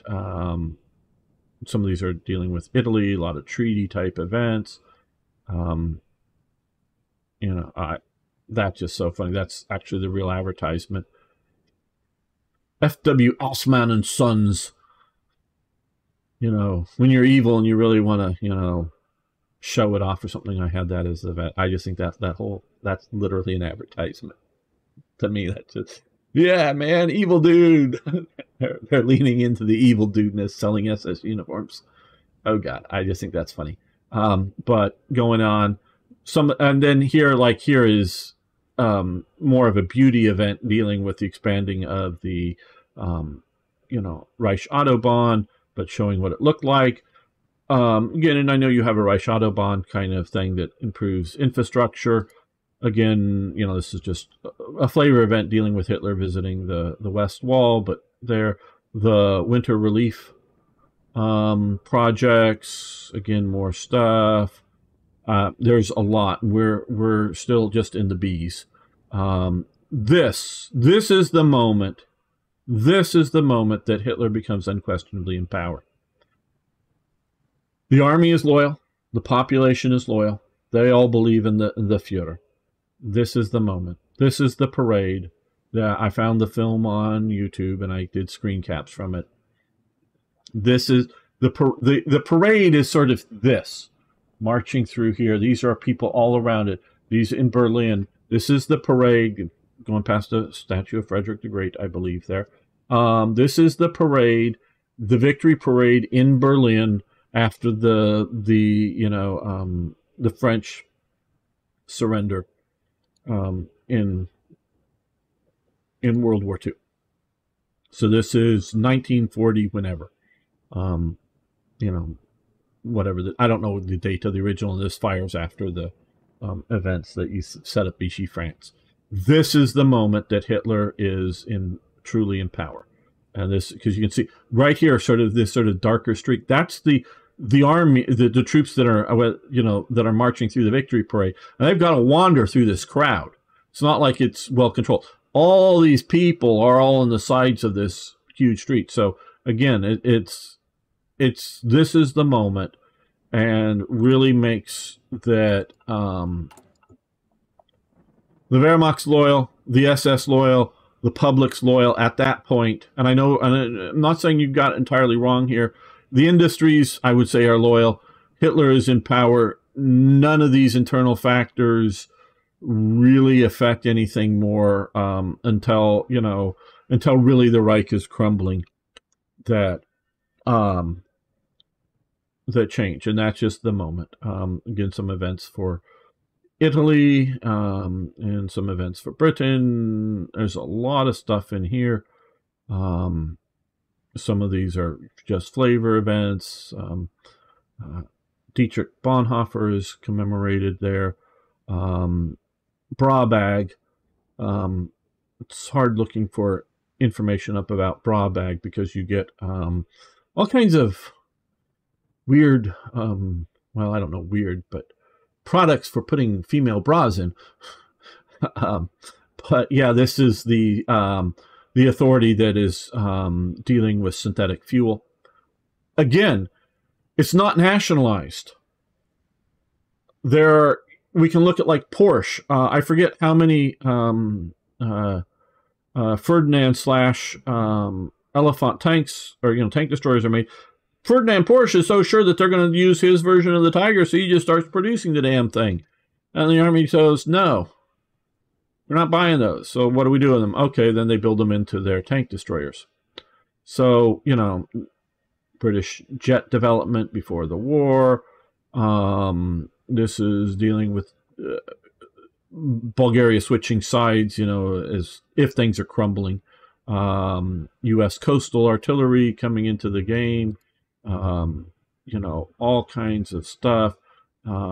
This is dealing with the Sudeten Germans. Let's see, we're going to come in through here. We're just here, more Italy, more Sudeten Germans, China, Coca-Cola sponsoring. That's the summer. That's the Winter Olympics in 1936. Actual memorabilia photographed. I mean, I don't have it. I just find the photographs from it. The breakup of Czechoslovakia. Now, Czechoslovakia, as I was talking with Chomper, I believe his name is really hard to model. In my opinion, it is fully integrated economically into the German Reich very quickly, to the point that enthusiastic would be overstating it, but quite willing compliance for development of new weapons systems. We can look at the continuing development of the 38T tank, eventually into the Hetzer and other sort of models. We can look at the best, probably the best artillery field piece of World War II is developed by the Czechs for the Germans.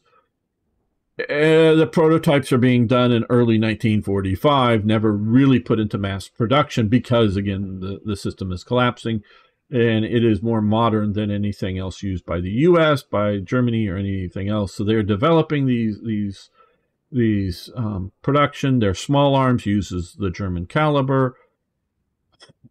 We can just go on and on. But this is, I think this is in 43. I don't know how well you can see this here. And you can sort of see this as a parade up here. Now, this isn't everybody in Prague or Praha or whatever. These are sort of the main sort of Czech collaborators. But this is a sports day. Again, these are all older, young adult, kids, older kids, young adult types. You can see all the people filling the stadium.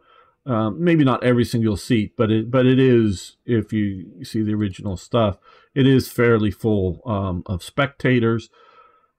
And these are people that are collaborating with the National Socialist regime.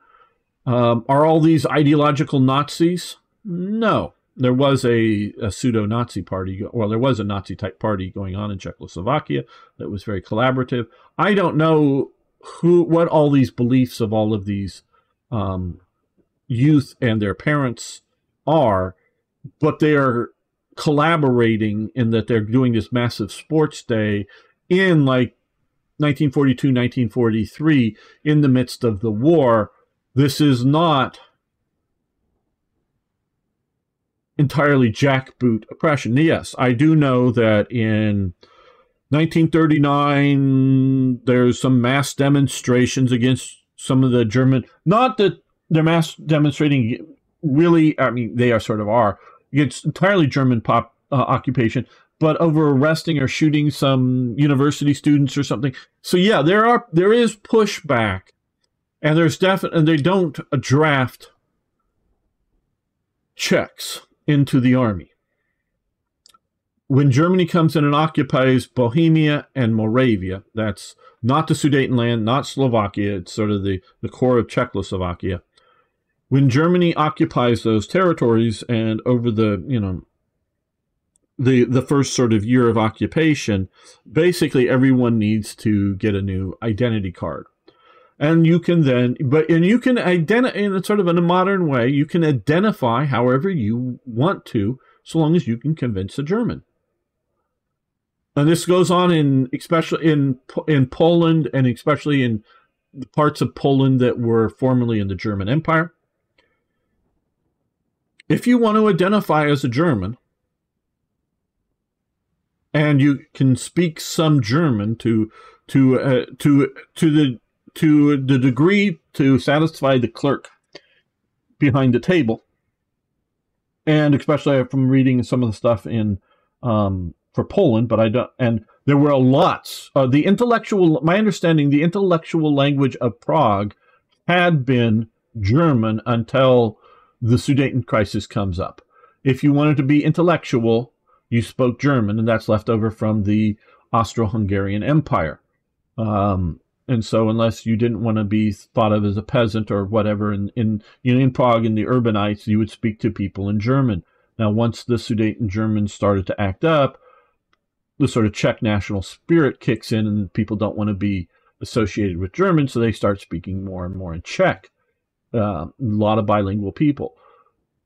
But you could decide if you were German or you were Czech. Lots of people decide that they're German with the German occupation to get German papers. Now, if you're of the right age, you'll be drafted, when at certain points. And there's SA units formed in Prague, not just in the Sudeten German land. There's SA units, there's other sorts of units that are formed, various NSKK and Organization Tot and Reich Arbeitsdienst and all that stuff. They're formed of Germans, people that have signed, yes, I'm German, and Heil Hitler, and I speak a bit of German or enough of German if they wanted to, but they're liable. You get both the benefits as well as the costs of being a German citizen. You can choose to be Czech. You can sort of self-identify. No, they weren't taking Jews, obviously, but and some of the other peoples. But so there is a fair amount of collaboration, and this is going on in the midst of the war. This big, huge sports day weekend thingy that I found out. So Bohemia and Moravia are hard. Should they be core German territories? I sort of kind of think so, but without the manpower boost to the degree of reality. German TV before the war starts. I mean, it continues until the end of the war. Various stuff going on, magazines, research, again, stuff about Czechoslovakia, dealing with the Nazis, Rosenberg, confiscating libraries, artworks, and stuff, particularly in the East, and other things. Events, lots of events going on. Some of the stuff deals more with black guys just doing better quality graphics, tailored for Germany, if you're playing as Germany. Stuff dealing with the Olympics, dealing with Switzerland, dealing with, okay, again, talking about nationalizing industry. Ford had two major plants, manufacturing plants in Germany. They're never nationalized. They are, once the war starts with America, for sure by then, they're entirely under German control. But they still pay Ford Automotive for, the trucks and whatnot that they're building for the German war effort. And yeah, by that point, they're entirely a German operation, but they're still owned by Henry Ford. And they're putting money in the bank for Henry Ford. Now, I don't know that, Henry Ford is a very complicated figure. He's given an award for his book, The International Jew. Henry Ford is a vehement anti-communist and a vehement anti-Semite. He does not like the Jews. I don't know that he wants to kill them all, but he doesn't like them, that's for sure. He's given a big award by the German ambassador. We may see a photo here of that event. But he is also a very, very patriotic American. He is not a collaborator with Nazis once you're going to war with America. He very much is very, very pro-American. Again, a complicated person. Definitely revolutionizes production with the factory lines and whatnot. Truly, and there's factory line production before him, but he truly makes it what it becomes. So he's a complicated person. By modern standards, he would be odious for his anti-Semitism, and probably for his anti-communism, which I would agree with his anti-communism. I'm very not an anti-Semite, but like I say, a complicated person. Now, the factory does get some bomb damage. This factory gets some bomb damage during the war. And all the money that the Germans paid him, Reichsmarks are worth nothing at the end of the war. So it's not like he's not like paid in gold or paid in U.S. dollars or anything that's worth anything at the end of the war. He's, paid in essence toilet paper. He can have as much Reichsmark toilet paper as he wants at the end of the war. So ultimately, he really doesn't make any money out of the war from the German factories. But had Germany won, the money was in the bank for Henry Ford's company, at least. And this is Ford Marketung, or whatever, the magazine dealing with Ford. Oh, here it is. Here's the picture of, that's the award. That's the International Jew, the German copy. One of these is the German ambassador and some other German guy giving him the award, and he's wearing it. So yes, he is. I don't think he is a National Socialist. I think he's very much a capitalist, but he is an anti-Semite, and the Germans awarded him for that. So that's David Frankfurter. That's him right there being tried. That's Gustav, who's killed. Those are sort of Nazi official areas. So we talked about him earlier. Then we go on to some of the, this is where he sort of gets the, this is the Field Marshal ceremony photo from it. And the Field Marshal batons, there's Hitler, Goering, and whatnot. Events dealing with German jet development. Here is, I think this is dealing with attempts at Germany to expand German oil production. Don't go as well as they hope, but yeah, doing more drilling in Germany to get more oil that, like I say, doesn't deal with this. Gauleiter, he is one of the sort of internal the mayor of one of the major cities, anti-Nazi kind of thing. Eventually is killed towards the end of the war by the Nazis. Lots of stuff dealing with it there. Gustav, Frankfurter. And we can see here the gasifiers we were talking about. Also, Tetra makes a lot of gasifiers for the cars and trucks, as well as Gustav. More Swiss stuff, Sudeten stuff. As you can see, I've done a fairly deep dive, and now we're into the H's. So do some stuff dealing with Hungary. There's Hunlian, the head of the NSKK, dies. Funerals, some Hungarian events, more synthetic oil stuff. Again, most of these companies are they're contracts that with the government. The government makes contracts. Now, under National Socialism, they do not believe in true private property. They are socialists, but they are hierarchical socialists in that they're not trying to make everyone equal, like everyone have the same income. So you can have rich people and less rich people, I want to say. Because, again, going back to the German economy argument, in 1933, when Hitler comes to power, there are slums in most of the major German cities that are urban slums that had existed before World War I, existed through World War I, and through until Hitler comes to power in 1933. So these are long-term existence. These are multi-story, like 5, 6, 8-story buildings that are tightly packed together. And there is no plumbing in the buildings. If you want to use the toilet, you walk down the stairs, you go into the backyard, and they often have stepping stones because of the filth, liquefied filth, to sort of get to where the toilet is, and it's sort of overflowing. It is a god-awful, reeking slums that are in most of these major cities. There are like one family living to a room in many of these cases. You can see, Babylon Berlin. Great series. It's done in German. If you want to watch it, you can find it on Netflix or something, I think. It's a German produced. There's the latest series of it. I think series 4. I haven't watched all of series 4. I've watched the first 2 are great. The second one is okay. The last one I was sort of watching and haven't gone back to it, so I guess it's just okay. You see some of these slum living people, how they lived in there. Basically, all that's gone by 36, 37. The buildings are still there, but they're cleaned up. They're living a reasonable amount of people. They have plumbing built into them.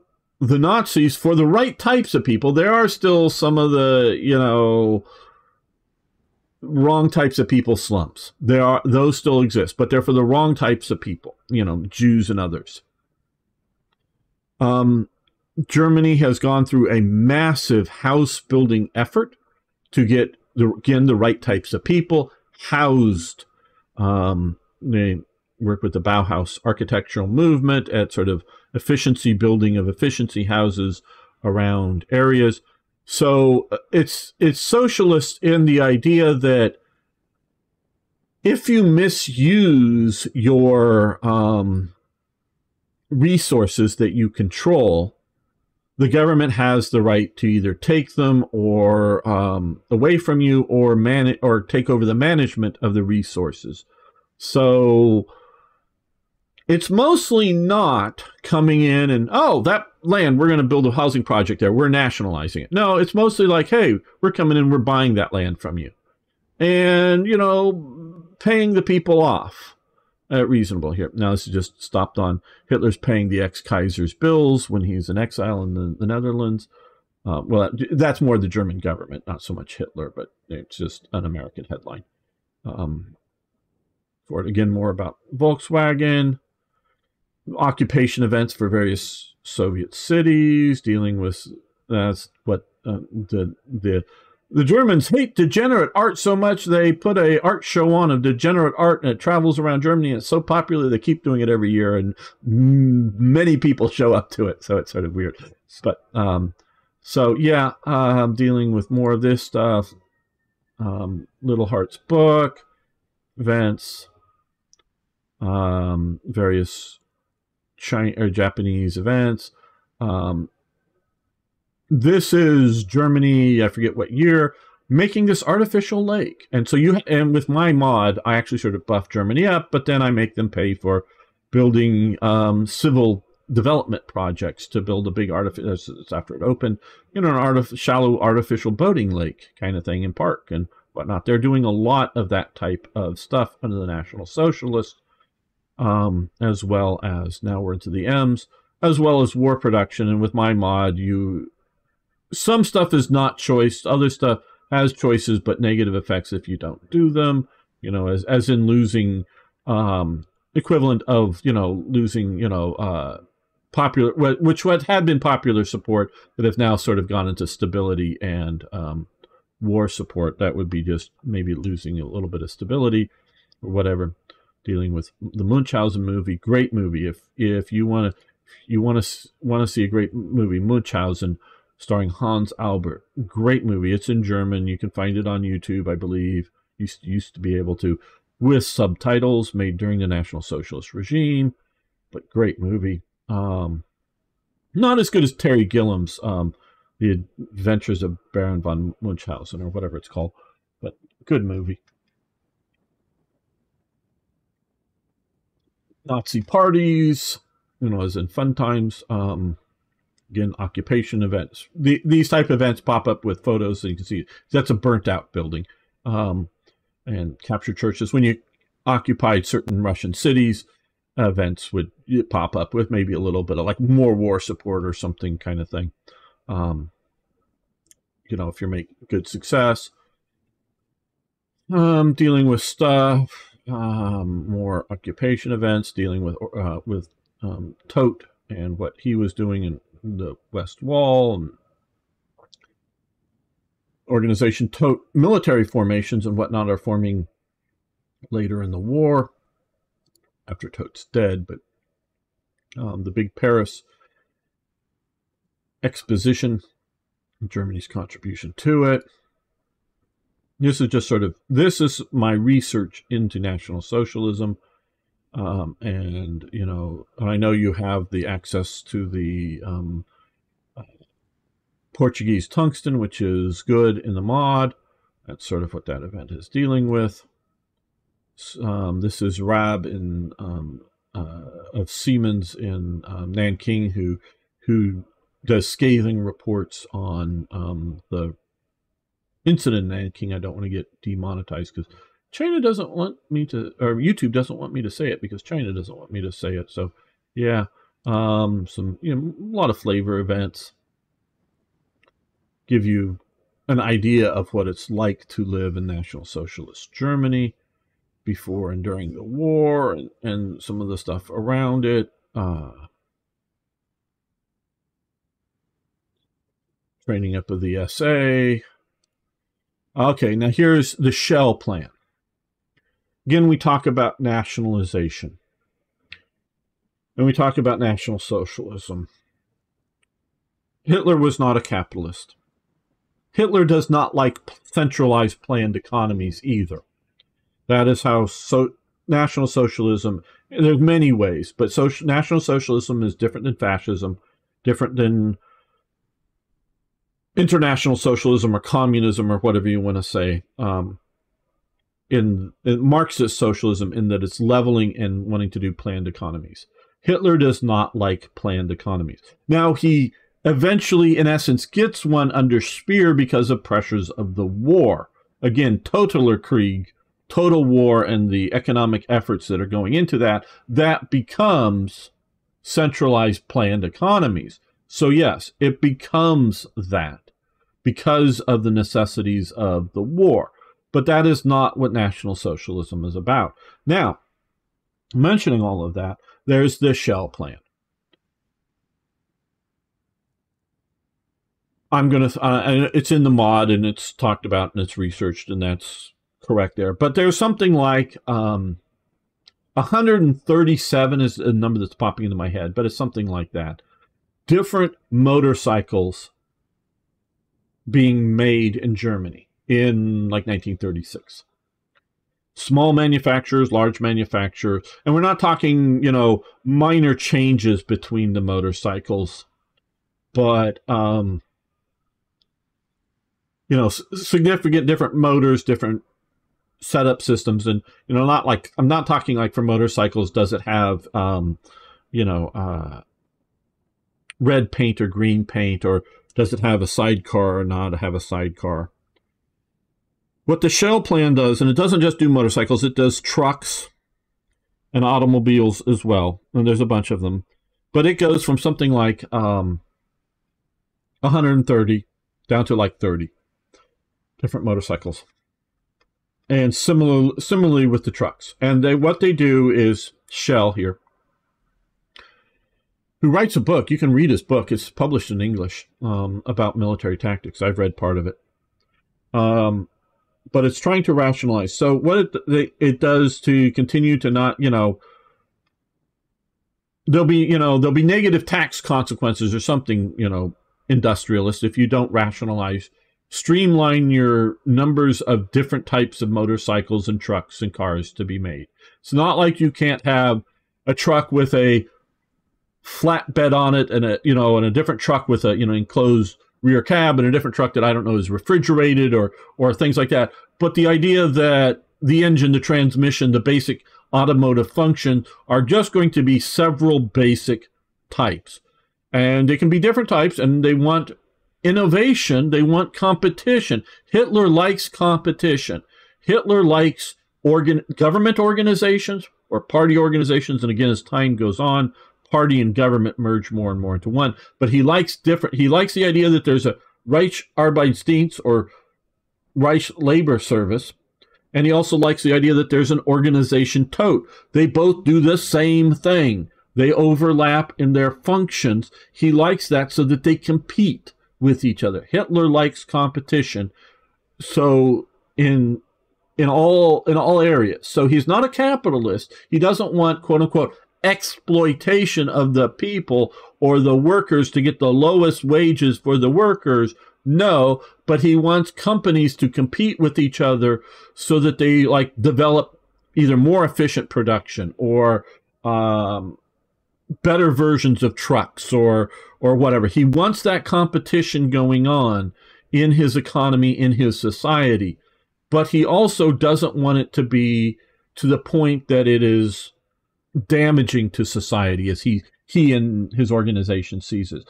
So yes, they don't go in and nationalize, to my knowledge, as part of the Shell Plan, any automotive manufacturers, but cut out, let's get down to what are the basic types of trucks do we need that you make? Okay, go down to these 2 or 3 types for this company, a few types for that company, and try to rationalize that. And that's what happens, and this is like around 37, 38.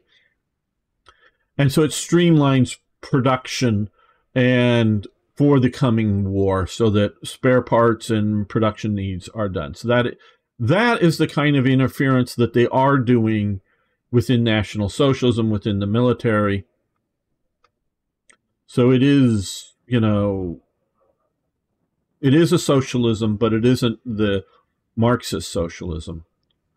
Hitler visiting Paris, deals with Germany and China, again, more occupation events, stuff dealing with Norway, dealing with Speer and whatnot. SS stuff. Some of these are taking over. Again, like Standard Oil of the United States and IG Farben work very closely together. Both are looking for synthetic rubbers. They're trying to develop synthetic rubbers, but IG Farben is also looking for synthetic, or not synthetic fuel, but turning coal into gasoline, or liquefying coal, or however you want to say it. Standard Oil of the United States is working with IG Farben. Their main, what they want out of it is, synthetic rubbers, because the U.S. doesn't really have much access to rubber directly. Germany wants synthetic rubbers too, but they really work in a partnership and help each other out significantly before the war starts. Various things coming on. Again, like Tetra, they build lots of trucks, lots of automotive, engines for like the later German 8-rad vehicles. They not only build them, they design what, the Puma, the 8-rad, reconnaissance armored cars are designed, and built, but the design, the engine transmission system is by Tatra. And the body is, I forget which other German company, and they're put together. So Czechoslovakia is not just like, oh, we're doing what we're told. They're actively improving things for the Germans. So it's enough for me. It's enough to just integrate Bohemia and Moravia and give them German cores and just make them part of Germany. I think it's closer to that than some of the other. Yes, I know. Karl Hermann Frank is sort of the actual guy who's running Bohemia and Moravia, but it's von Roth at first is the Reich protector of the Reich protectorate of Bohemia and Moravia, and he stays that, but then he gets a proper deputy of the hangman. I blank on names. I don't know why. Reinhard Heydrich, who then gets assassinated. But the Czech guy is Karl Hermann Frank, Sudeten guy. He gets executed after the war. He's a real bastard. But we deal with, always got to shout out the White Rose. They were the German youth resistance movement. That's actually commemorative of there. Those are implanted versions of some of their leaflets into the pavement in there to remember them. Again, a bunch of stuff about the Olympics, more on the shell plan for dealing gasification. These are like training tanks that are using the wood burning stuff, not actual field vehicles. But it helps with the the fuel situation in Germany, various other cultural events, and we're getting towards the end. That's it, the Zeus. So that's sort of to give you some idea of my research into National Socialist Germany, and I'm trying to understand what is going on. I have a pretty solid background in it, not just a guy who talks on YouTube and plays games. I have done the research. So, like I say, I'm done with this. I'm not saying I'm never playing it again. I'm not saying that everything they do is wrong. Just enough on my perspective that it isn't fun, and enough of it is broken because we went in with the attrition rates here that even if I had more factories, it's just overwhelming. It's just too much. And until I hear that enough of this is just gone, well, we've reduced it some, just gone. And I don't know if the economic fatigue, again, that is just, it's just horrendous. And that if I got, even if I had the political power to do that and everything else that I've done, how is this benefiting me? It just, it's a lot of unnecessary complications that I got to try to figure out while doing everything else while playing. and especially in a multiplayer game, it's a horrendous a lot of details, you know. So, yeah, I'm done. Again, I'll invite the devs to have a talk if they want to do it on camera, you know, on Discord, and we can talk about things and they can defend themselves. Maybe convince me on some of these points. Some of these points I don't think you can. This is just horrendous. You know, and I mean at any time it's horrendous.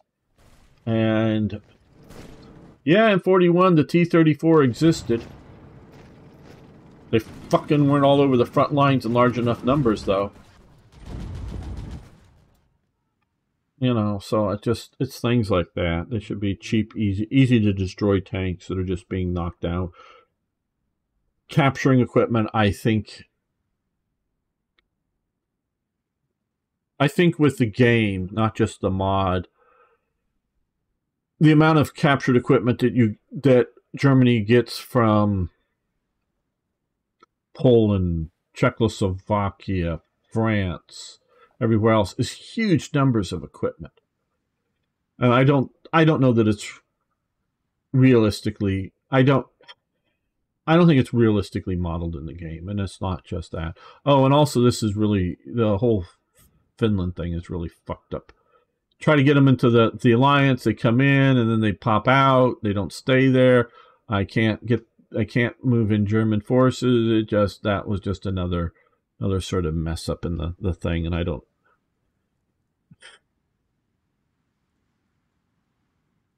don't change something like if you have a national focus, and I guess we're trying to do alliance with Finland now, but I don't know why that wouldn't come about beforehand, because that's where we're trying to do it now once the war has started, because if you do it before, they come in and out, but it's just difficult. Okay, so I guess that's it. I don't know, other than continuing to ramble, I don't know more what to say. So I'd love to hear your response. I'm going to be looking at other things to play. So, yeah, good luck with your mod. If you want to change it to enough to suit what I think models reality, I'll give it a try again someday.